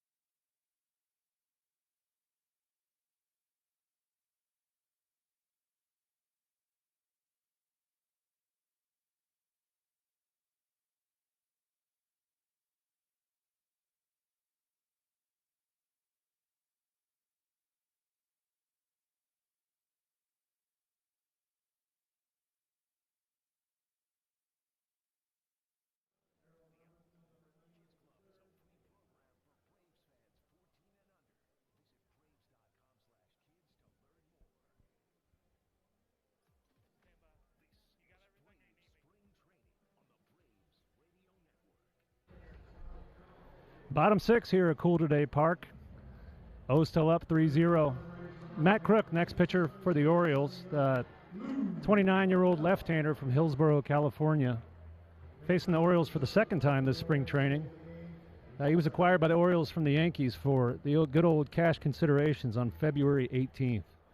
Had a bit of a rough go at it last year in the major league level. Quadell takes ball outside. 24 ERA. Never good when you got 2 numbers in the first number of your ERA. Yeah, that's rocky. That is tough. Slew of new Orioles out there. Only one guy out there who's been out there. 1-0 pitch lifted out towards right field. That'll dunk in for a base hit into right center. Cut off by the new right fielder Dylan Beavers. And there's a leadoff single by Luke Waddell. Here are the changes for the Orioles. New first baseman is T.T. Bowens. New second baseman Nick Maton. Diego Castillo is the shortstop, and Errol Robinson is the new third baseman. Tyler Nevin is still in left field. He's the only player out there who's been there. Daniel Johnson takes over in center. Just mentioned Dylan Beavers is in right field. Silas Ardway is the new catcher. And Crook the new pitcher. That'll miss low and outside to Louis Liberato. 3 runs, 6 hits, no errors for the Orioles. No runs, 5 hits, no errors for the Braves. Orioles have turned 3 double plays today to keep the Braves off the board. Called strike on Liberato. You know, Ben, yesterday we talked about how it was my first spring training game and all these substitutions had my scorebook looking like an absolute disaster. What kind of adjustments have you made? My head is above water today. I think I have all the right names. 1-1 low and outside. Well, to be quite honest, to have it figured out and got a system going within your first 15 innings of spring training, that's good work by you. I'm trying. That's a quick adaptation process. Thank you. Yeah, we get to the regular season and scoring a regular season game, you could do it blindfolded. So easy. Compared to this. 2-1 to Liberato. That's high. But you get down here, you got to get a bunch of guys in the game and want to see everybody. I've said it before, if you can accurately score a spring training game, you can do about anything. 3-1 to Liberato. All 4 outside. And a good start to the 6th inning for the Braves with a single by Waddell and the walk to Liberato. Let's see if they can avoid those double plays that we've hit into three of them today. Yeah. Kelnick hit into 1 in the 1st inning. Waddell in the 3rd inning. Tromp in the 5th inning. Kelnick hit 1 hard back in the 4th inning. Yeah, he did. Hit 1 to the track and right on a day where the wind is blowing to left. Not an easy day to get it out to right.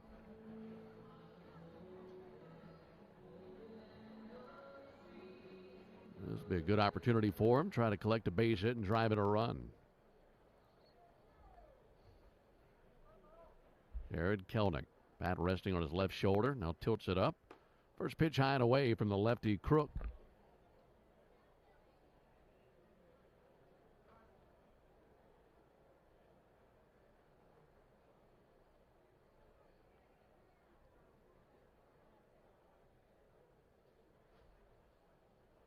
One to Kelnick. Breaking ball in there for a called strike. Good pitch. Crook shows his hook, and it's a 1-1 count. Yeah, he's a little bit of a low arm slot guy. He threw that right at Jared's, ribs, and so Jared flinched a little bit on that, what he perceived to be a fastball coming at him.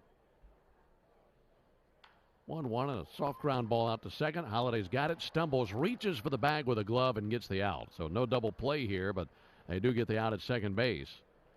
That was actually Castillo, I should say, who went to his left, went to the second base side of the bag, laid out and kind of bear crawled to the bag just to get the force out of Louis Liberato. And 1 down.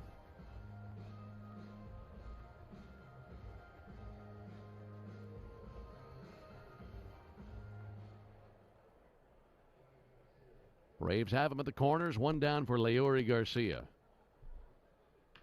Ground ball to the right side to his left. Maton spins and throws. They get the out at second. Over to first, not in time.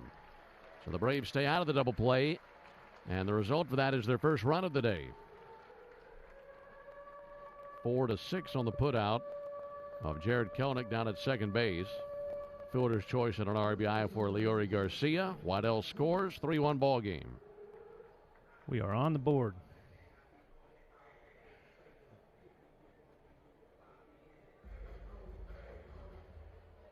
Ryan Castillo to the plate. First trip to the plate for Castillo in the ball game. Takes the ball outside. You know, you've been with the team for a while when you don't have your name on your back of your jersey, but you have a walkout song. Ryan's one of the best guys in this organization. He's an absolute trip. A great guy to have around, especially in a AAA team. 1-0 is low. It's good to have those veterans on any team, isn't it? Yeah, he's a guy that keeps it light, and especially AAA, which is, you're a step away from the big leagues, and sometimes you can feel sorry for yourself. So to have those guys to call you out when you're acting like that are great. He always keeps it light with humor. There's a called strike. And he's a good ball player.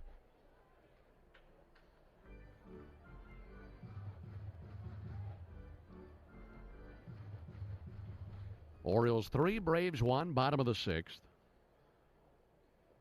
Lunge at a miss by Castillo. He strikes out. And the 6th inning comes to an end for the Braves, but they get on the board for the first time. And they do so on the fielder's choice RBI by Leury Garcia. We have completed 6 innings. We head to the top of the 7th. Orioles 3, Braves 1.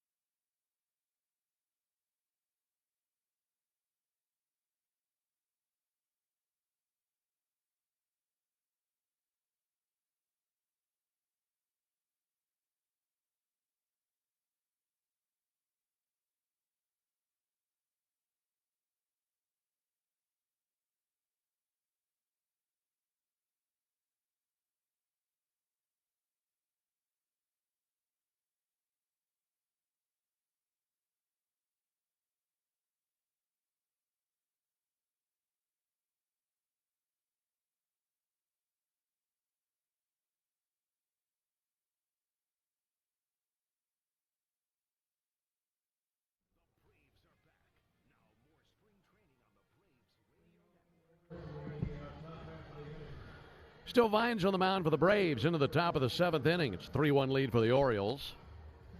Ben Ingram, Darren O'Day with you from Cool Today Park. We'll be on the road tomorrow. Got a trip up to see the Blue Jays tomorrow. So Saturday baseball coming to you from Dunedin.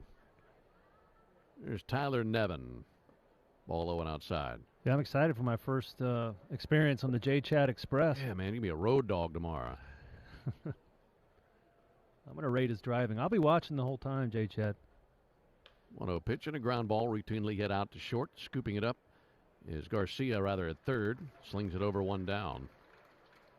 He's a very safe driver. Aren't too many insurance claims on his line. Well, that's a good start. He's not texting while he's driving, is he? No, not at all. Okay, good. Then I'm going to send him a bunch of funny memes and pictures while he's driving just to test him. Just to tempt him. What he'll do is, and this is how safe of a driver he is, before we go anywhere, everything's going into the nav before he even puts the car in gear. So he's got the computer system mapping out our location and where we're going and our destination before he even puts it in gear. Very safe. Sometimes too safe. You're thinking, well, maybe give us 5 or 6 more miles per hour. Get out of the right lane. 1-0 pitch to Johnson. Hack and a miss by Daniel Johnson. Can I expect hands at 10-2 as well? 10-2, eyes locked on the road. Sitting on the phone book? And explicatives flying out of his mouth at every car that cuts him off. 1-1 liner. Taken on one hop by the shortstop. Velasquez spins and fires. Low throw. Dug out by Castillo. Good play on both ends. 2 outs here in the 7th inning.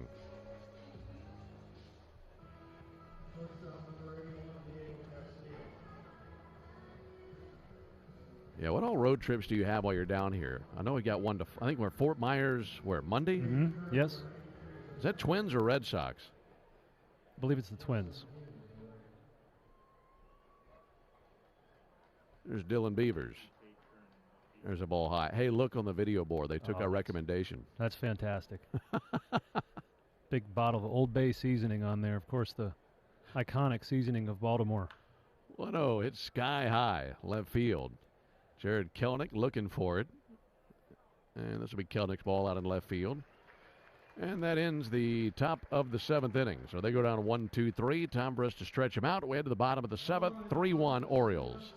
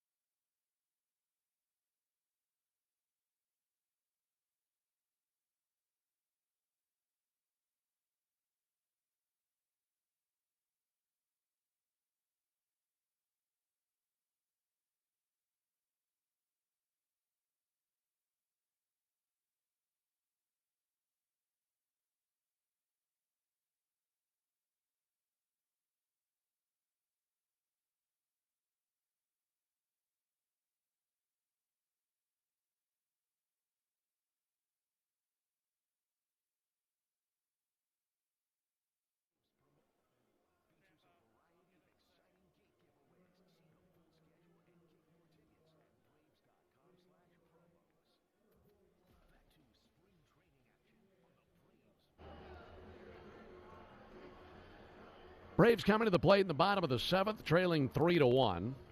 E.J. Exposito to lead off for the Braves. And facing the new left-hander, Andrew Suarez.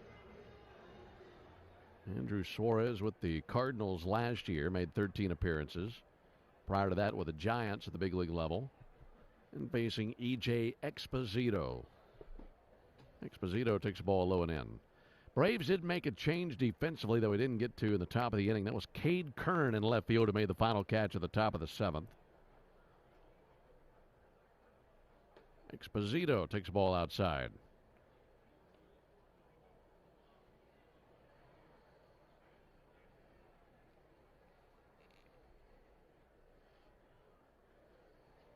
Suarez ready to bring it. Leg kick in the 2-0 pitch. Big swing and a miss by Exposito. New left fielder is Judd Fabian for the Orioles. It's a Florida boy, University of Florida, where I famously went to college. 2-1 low and in. I had a chance to meet another Florida boy, Hurston Waldrop, today. Catching up with some of the guys around the locker room, and he told me that my first pitch last season when I went to the University of Florida to throw out the first pitch was terrible. The nerve on that guy. 3-1 pitch. He swings and lifts one towards foul ground on the left field line. And out of play. So you went to Gainesville last year to throw out the first pitch at a game, and he remembered it? Yeah, the season opener last year. It was the first time I've been back since Florida built a new stadium to kind of play keepy up with all these facilities all these SEC baseball programs are building, and football. It's getting ridiculous if you haven't seen a college sports campus lately. It's a beautiful stadium, so I went down there to throw out the first pitch. Exposito takes one up and in. Had you ever thrown out the first pitch anywhere before? I actually had at the old Florida Stadium.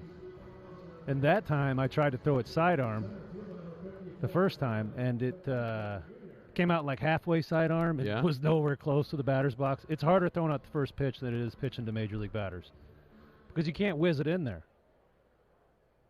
So as I'm getting ready to throw my first pitch out last year, Kilpatrick takes ball high. I'm dead set on throwing it overhand. And then right before I throw it, the whole dugout yells, sidearm, including Waldrop, I'm sure was in there chirping. Another swing and a miss by Kilpatrick. So you gave into the pressure. No, so the second time I still threw it overhand. Okay. With a ball that couldn't have been any wetter if you took it out of the Gatorade cooler. It was raining that day. They didn't have a ball ready for it, so they just picked one up off the dugout floor. 1-1 pitch, hits the inside corner. So they had you throw out the first pitch on a day where it was raining? Yeah. I mean, that just says, can we just get this over with? It was. Send out a day, let's get this over, and let's figure out what we're going to do. Give the old guy his moment and get him out of here. 1-2, another swing and a miss, or a foul back by Kilpatrick. 1-2. So I was trying to throw a strike with basically a spitball. And I was upset. I had some bones to pick with whoever picked up that ball.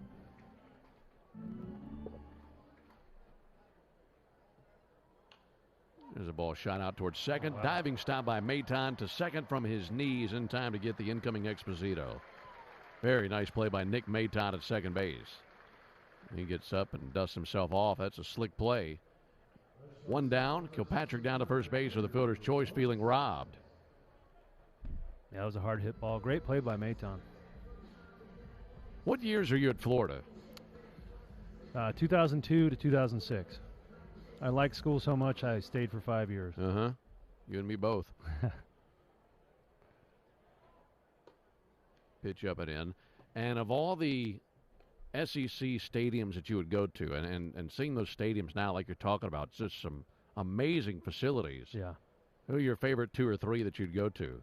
There's a 1-0 pitch to Velasquez, fouled back. My absolute favorite was Mississippi State. Just great people, love baseball, and if you've never been there, it's worth a trip. It's well, you've probably been there. I've been there many times. You know, all the trailers out in the outfield where they cook food. They would feed us on Thursday night. Did they? Well, I was going to ask if they sent you any food into the bullpen, because they'd cook barbecue and whatever out there in the left field lounge. That'll miss outside. Yeah, you spend the whole game salivating out there. It's really worth a trip. It's a college baseball destination. So Thursday night, the team gets in, and you practice on Thursday before your Friday, Saturday, Sunday series. And after the Thursday night game, they would feed us every year we went. That'll miss outside. It has to be the best smelling ballpark. Yeah. I mean, all those grills fired up. Especially when you contrast that to Fayetteville, Arkansas. The pig capital of the world, man. Right. You know where you're at as soon as you get off the bus there. You can smell it. 3-1 in for a strike. That's a nice facility as well. They're in Fayetteville. Yeah. Next, Auburn, I really enjoyed because of the massive wall in left field. Yeah. I just thought that was unique. I'd never played in front of a wall like that.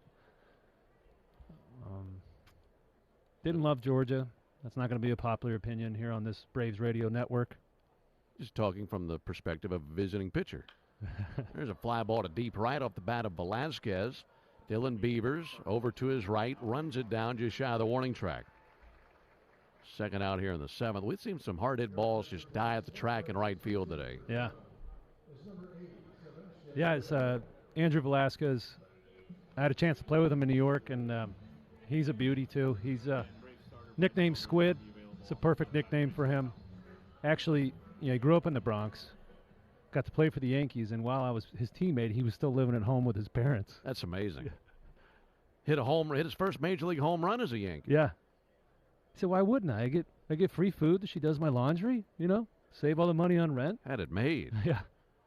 Nothing in one on Sebastian Rivero. 3-1 Orioles, bottom of the 7th.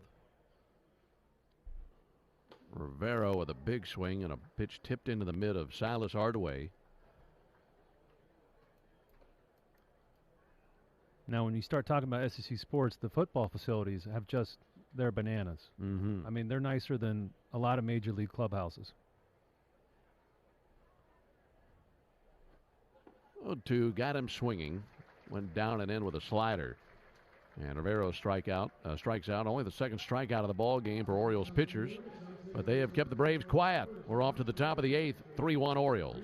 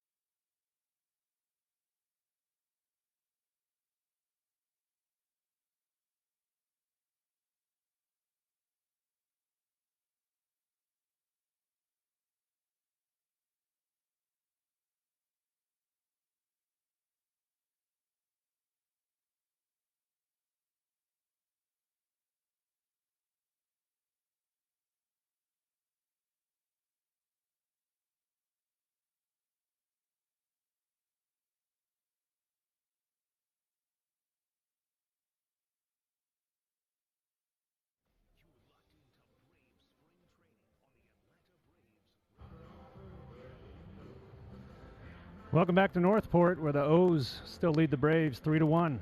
It's getting late. After 3 impressive innings of work by Darius Vines, the next Braves pitcher will be the man that needs no introduction, but I'll say his name, Tyler Matzik. Coming back from Tommy John surgery. He's got 1 appearance under his belt this spring. And I had a chance to talk to him. He was really happy with how he felt and his velocity. He was sitting 94, 95. But the one thing that rattled him, he said, was the pitch clock. Because he didn't pitch last year and never had to experience that. So it's one of those funny little things, new learning curve since he's been out, something he has to adjust to. And we'll see if he can follow up that first strong outing with another one here. You could probably have multiple people tell you about pitching with a pitch clock, but you're not going to get it until you go experience it for yourself. Mm-hmm. So what he's going through right now is where everybody else was a year ago. Maverick Handley swings and misses to the first pitch from Matzik. But, yeah, I agree with him talking about his velocity. His velo is 94, 95, like you mentioned, looking great. Very encouraging to see. Long battle back for Tyler, coming back from the Tommy John operation. That'll bounce in front of the plate. 1-1 count now on Maverick Handley.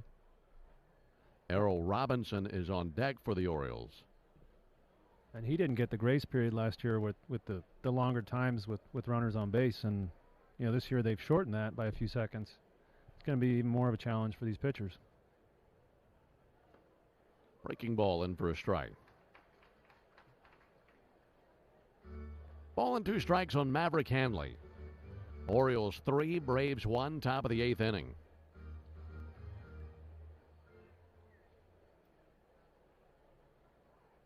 Matzik steps off the back of the rubber.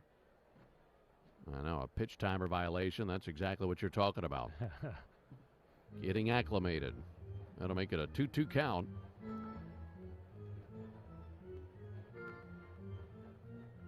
Matzik nods in agreement with Sebastian Rivero is in the ball game behind the plate. 2-2 just missed. Looked like a perfect pitch.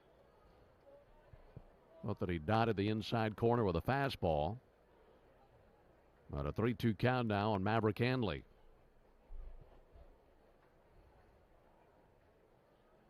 Matzik set.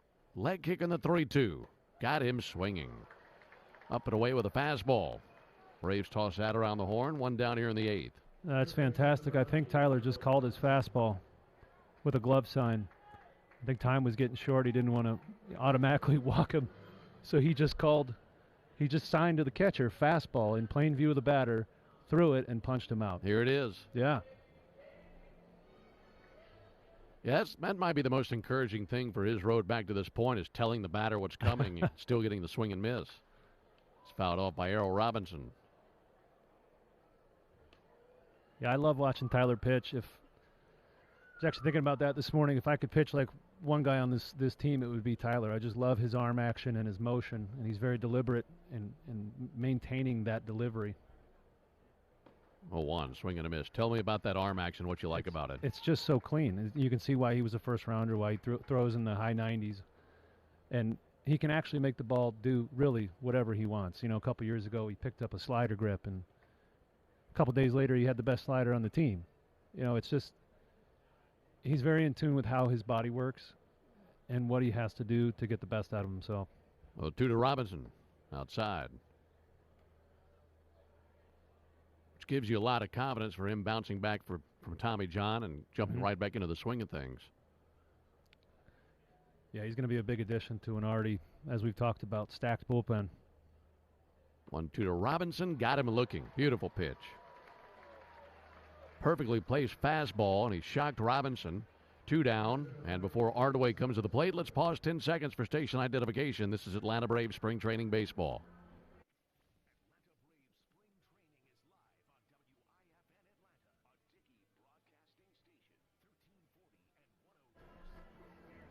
Orioles 3, Braves 1, alongside Darren O'Day. Ben Ingram here with you at Cool Today Park in Northport, Florida. 2 down in the top of the 8th. Silas Ardaway takes first pitch breaking ball in for a called strike. Saw Ardaway to the plate in the 6th inning. Pinch hitting for James McCann. Rather, pinch running, I should say, for James McCann that inning. Ardaway swings and misses here, 0-2. Wouldn't mind to strike out the side for Matzik here. That'd be fun. He is way ahead, 0-2. Matzik comes set, lefty ready to deal. 0-2. Little bit high with a fastball. That last punch out where he got the strikeout looking on the inside heater is something he didn't do a lot. He was more of a swing for a strikeout pitcher. And he tried it on the first batter, and then he succeeded on it on the second batter. It's awesome to see him adding that in. 1-2 for Matzik. Shot up the middle on a base hit by Ardaway.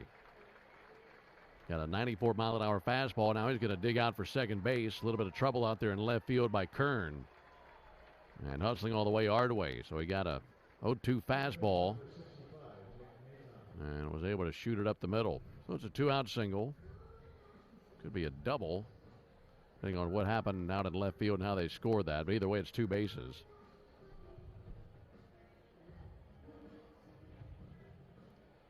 Inning continues for Nick Maton.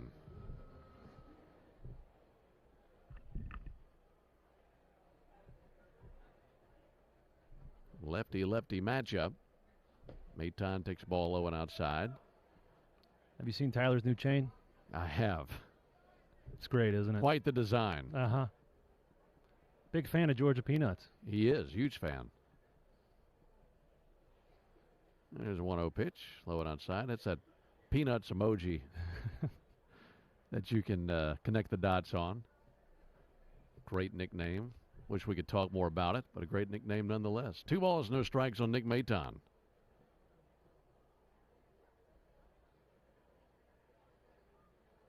Maton swings and catches the breeze. They do go double for Ardway. So a hustle double for him.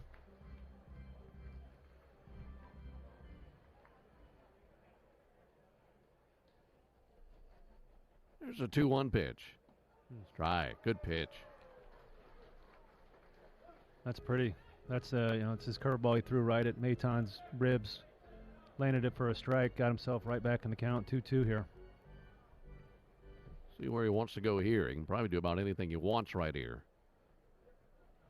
2-2 to Maton. Missed low. Went to the fastball low and outside. Now a 3-2 count.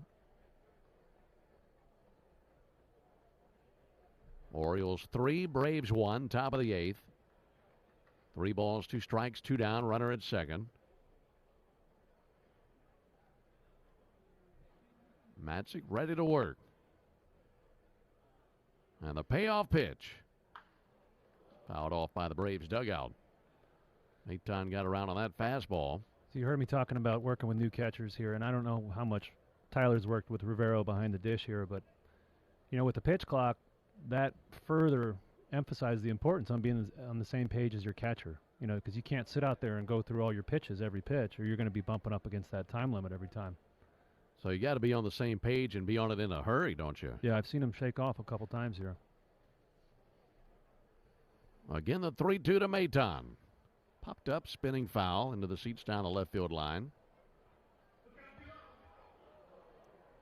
Nothing against Rivero, but if Travis d'Arnaud or Sean Murphy were behind the dish, you likely wouldn't be seeing as many shakeoffs.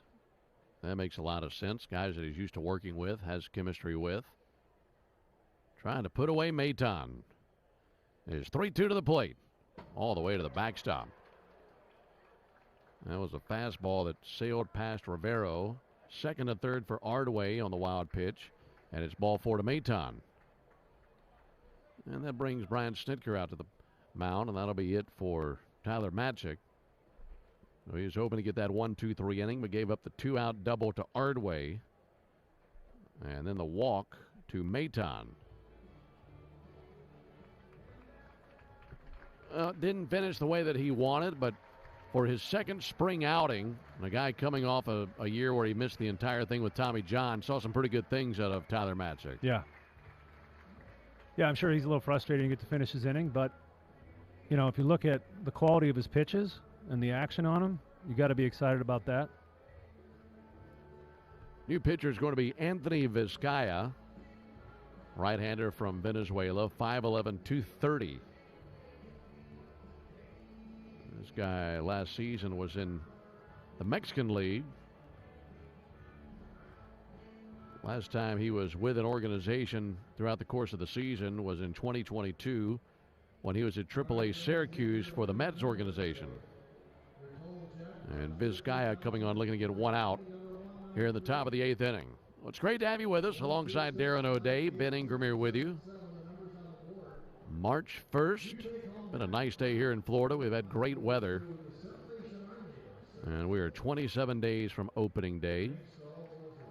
Did you know that today is National Beer Day in Iceland? You know what, Ben? No, I did not. Surprisingly. I mean, we can celebrate. We don't have to be in Iceland later. But hey, this is a great facility the Braves have built down here, Cool Today Park, with a lot of different food options here. Do you have any favorites in the park that you've tried? I like that tiki bar down the left field line. They serve you mean food actual there, Ben? food? Oh, okay. Thought you meant just, liquid diet. You know what? I haven't gotten to tour around and eat at a whole lot of the concessions here. You've never had Pop Dogs? I've done their commercial, but I haven't been to Pop Dogs yet. Pop Dogs. And as soon as I heard that commercial, I thought of the famous Harry Carey sketch, Will Ferrell. Hey, if you were a pop dog, would you eat yourself? That should be your next commercial for him. So do an impression of. Yeah. I don't know, that deep voice, I don't know if you can do a Harry Carey. Enough tall, cool Budweisers you can do about anything. Just like Harry. There's Dylan Beavers. First and third, 2 down. We're in the top of the 8th. There's a pitch on the way to Vizcaya. That'll miss outside. Tell you what they do have a great deal of is really good food for us. This place has tremendous. They've taken care of the players, even the broadcasters. Great stuff. Here's a 1-0 pitch. There's a called strike, 1-1. Yeah, it's a little bit better than. I'm going to get on my rocking chair here and talk about what I used to eat, which was a sandwich that was made on Sunday for the whole week.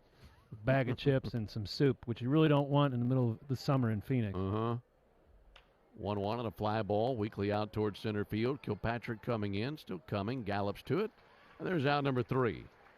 And that ends the top of the 8th inning. So Vizcaya gets the final out. No runs, 1 hit, no errors, 2 left. Into the bottom of the 8th, 3-1 Baltimore.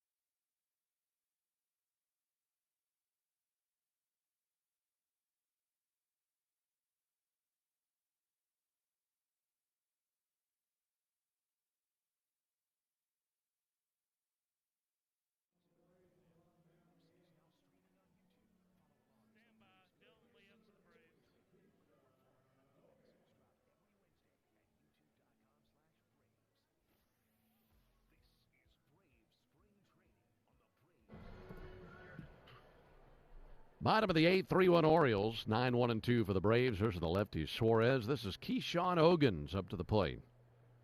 Took over for Luke Waddell earlier in the ball game. And Ogans takes ball high and outside. Friday afternoon baseball, Braves and the Orioles. Attendance is 5,783. 5,783 in the ballpark today. There's a called strike on Ogans.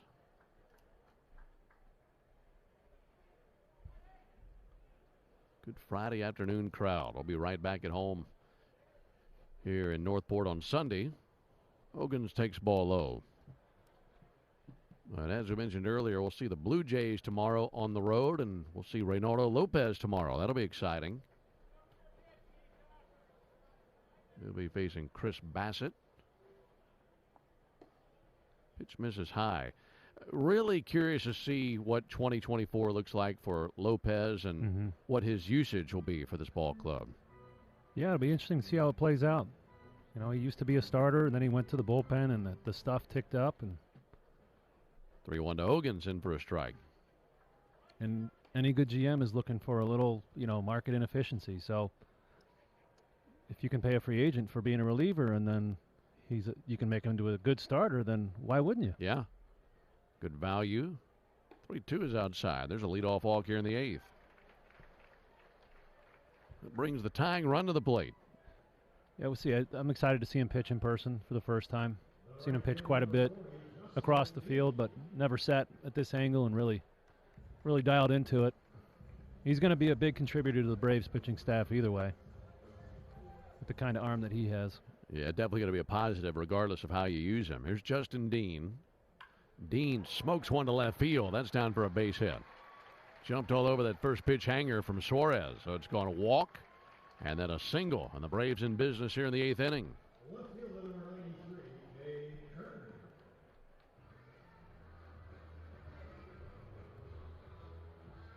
Bat in the hands of Cade Kern. Took over in left field a few innings back. Well, when you watch Lopez tomorrow, you'll get a pretty good view. I mean, similar to our view here in our press box here at Coeur d'Alene Park. We got a really good perch tomorrow in Dunedin, right on top of it. Pitch on the way to Cade Kern. A little bit high. Yeah, that'll be no easy test against that lineup. You know, likely home games, you're going to have all of Toronto's big dogs in that lineup. That's it's a bit of a murderer's row to run through. Cade Kern takes one outside, turning into a tough inning thus far for Suarez. Walked Ogans, gave up a single to Dean. Now a 2-0 count for Kern.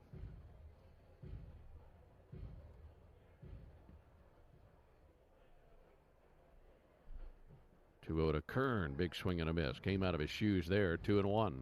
I've never played in the Dunedin Park in the spring, but I have during the regular season, the 2020 season. That's right. When Canada wouldn't allow sports in their over the border. 2-1 fouled back. And it was interesting to say the least. You know, your locker room is a portable tent, and there's nobody there. I remember the highlight of that series was watching Brett Gardner pour out half of Garrett Cole's post-game smoothie, fill it with mustard, and then pour the half back in. 2-2 swung on and missed. And Garrett knew exactly who it was. If it wasn't Gardner, it was me. And Garrett didn't want to give Gardy the satisfaction of grimacing, so Garrett just choked it down. Choked down a smoothie that was 1/3 mustard. Just shrugged it off. Leori Garcia takes a called strike. I started calling Brett Gardner the mustard bandit. He would suck the jelly out of a jelly donut with a syringe and insert mustard in there in the morning. Could you imagine? It'll be rolled foul slowly down the first baseline. So it was very strategic. I mean, yes. Had all the tools and saw him do it to ravioli once. Man, and so was mustard always the weapon of choice? The mustard bandit. Man, a mustard smoothie. The donut's worse. You get your cup of Joe. You're tired from a night game. You sit down. Oh, 2 bounced up there. Make it a 1-2 count. Grab a jelly donut and get a mouthful of yellow mustard. It's a great game. You got to have fun. You really do. Okay, there's not too many things worse than a mustard cream donut. Ball and 2 strikes on Garcia. There's a pitch, ground ball out to short. Castilla to Maton to Bowens, and another double play. That's the 4th double play turned by the Orioles in the ball game. That closes shop on the Braves in the bottom of the 8th. We head to the 9th, 3-1 Baltimore.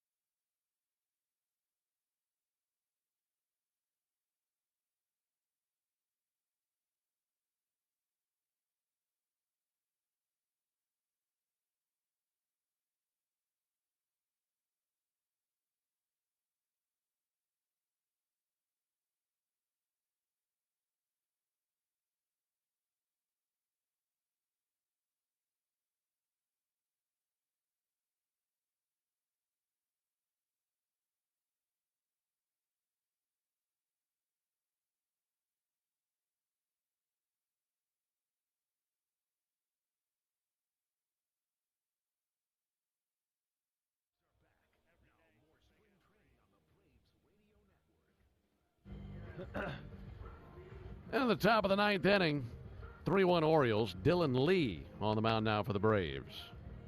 He's the fifth pitcher of the day. Takes over for Matzik, or rather for Matzik actually started there in the eighth inning, and the Braves used Vizcaya to finish that inning. So Lee, the sixth Braves pitcher of the day. And he'll be facing 8-9-1 for the Orioles here in the ninth inning. There's pitch to Bowens. Misses up and in. And we talked about it yesterday. The scoreboard operators here having a little fun. These guys at the end of the games don't have any headshots. Today they've decided to use the Utz girl That's a good as one. a headshot. I like the Old Bay. That's a good one. Yeah.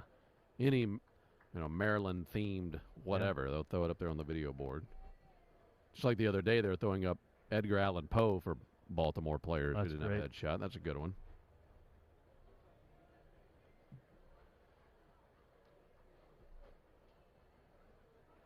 There's a 2-0 pitch to T.T. Bowens, and he slugs one deep down the left field line, pulled foul. Yeah, I was advocating for the Natty Boh emblem, and for those of you that don't know, it's a regional beer. And I think Jay Chad looked it up. Over 95% of it is drunk within a certain radius of Baltimore. I believe that, yeah. And I've had it, and I might get booed out of Birdland for this, but it's not my favorite. You didn't dig it, huh? They're just so proud of it there. 2-1 to Bowens.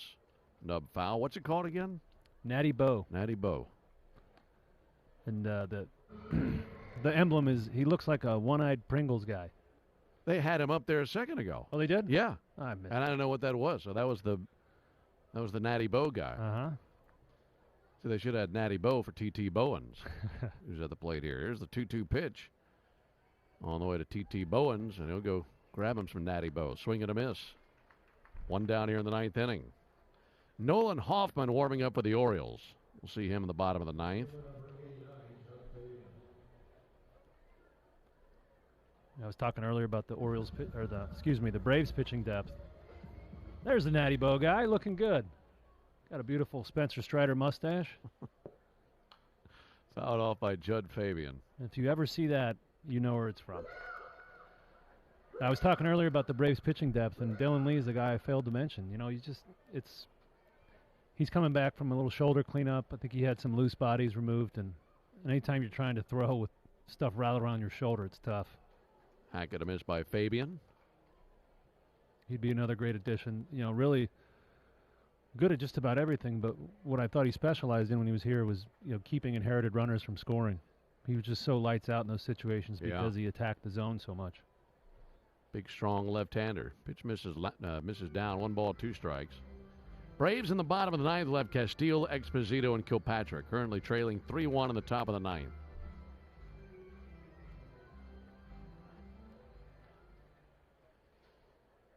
One-two to Judd Fabian.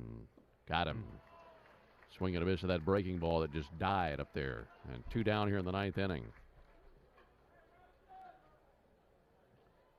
Yeah, Dylan's got that slider that hitters just don't pick up. There's something funny about it. The spin looks a little different. But just based on its pitch metrics, how it moves, it shouldn't be an outstanding slider, but the results show it's an outstanding slider because the hitters can't pick it up. Daniel Johnson takes one low. So the metrics aren't always 100% then. Right, that's what we were talking about yesterday, deception. Deception is the one thing. We're trying to quantify everything in baseball so we can find an advantage. Deception is the one thing that you're really never going to be able to quantify.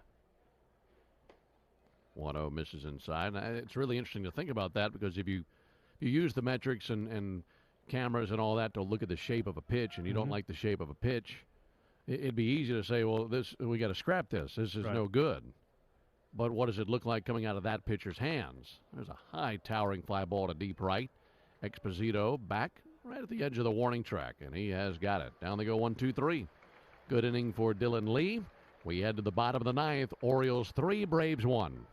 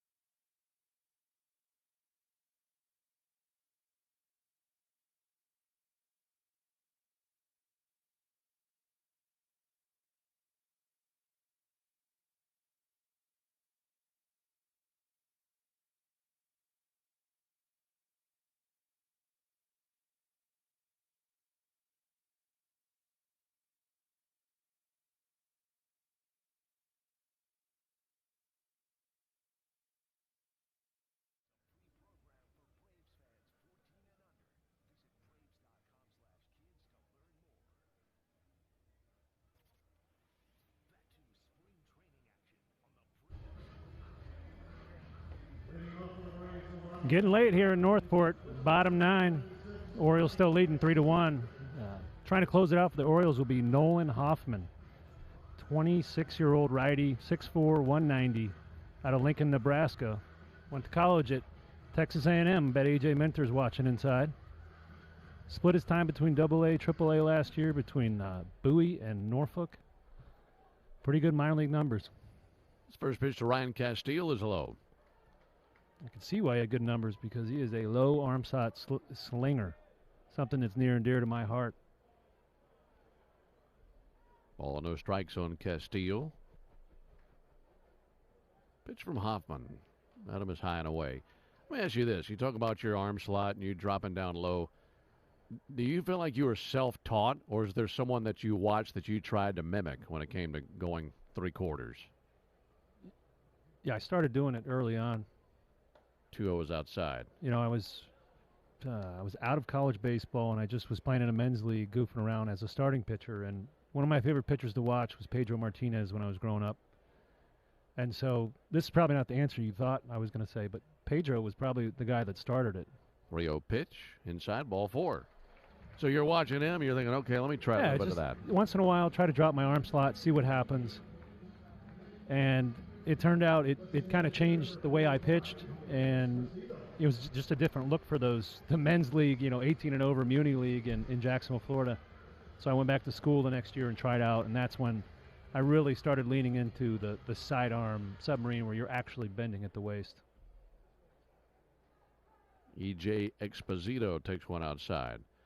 I've heard a few knuckleballers talk about how they were their own pitching coach. Yeah. But it's not like the pitching coach is there to really evaluate knuckleball pitchers. You're kind of on your own. Did you feel like that being a submariner? At most stops, yes. Yeah. And, once I got into it, fast forward a few years, and I had kind of learned, how I pitched. My college coach helped me quite a bit at the beginning, but then moving on to pro ball, you get to a new team, and this guy's never had a sidearm before. How's he going to coach me? Yeah. So much like that speed dating, I would tell my pitching coach, if I'm doing this, tell me this. If I'm doing this, tell me that. If you see this, let me know. So you kind of gave him the guidelines, Yeah. And he would watch for that. And he would try to keep me on the tracks, yeah. Exposito takes one low and in. 2-0. 4-pitch walk here. Hoffman hasn't found the strike zone yet, so the catcher went out there to try to call him down here. 2-0 pitch, in for a strike. Able to find the zone there. Orioles 3, Braves 1, bottom of the 9th, runner at first, and no one out. See if the Braves can stay out of the double play. Hit into 4 of those. Exposito cracks one to deep right center field, slicing towards right center, but run down by Johnson in right center field. Hung in the air just long enough for their center fielder to get to it. Coming off the bat, it looked like it might have a home in the gap. Stay in the air too long, 1 down.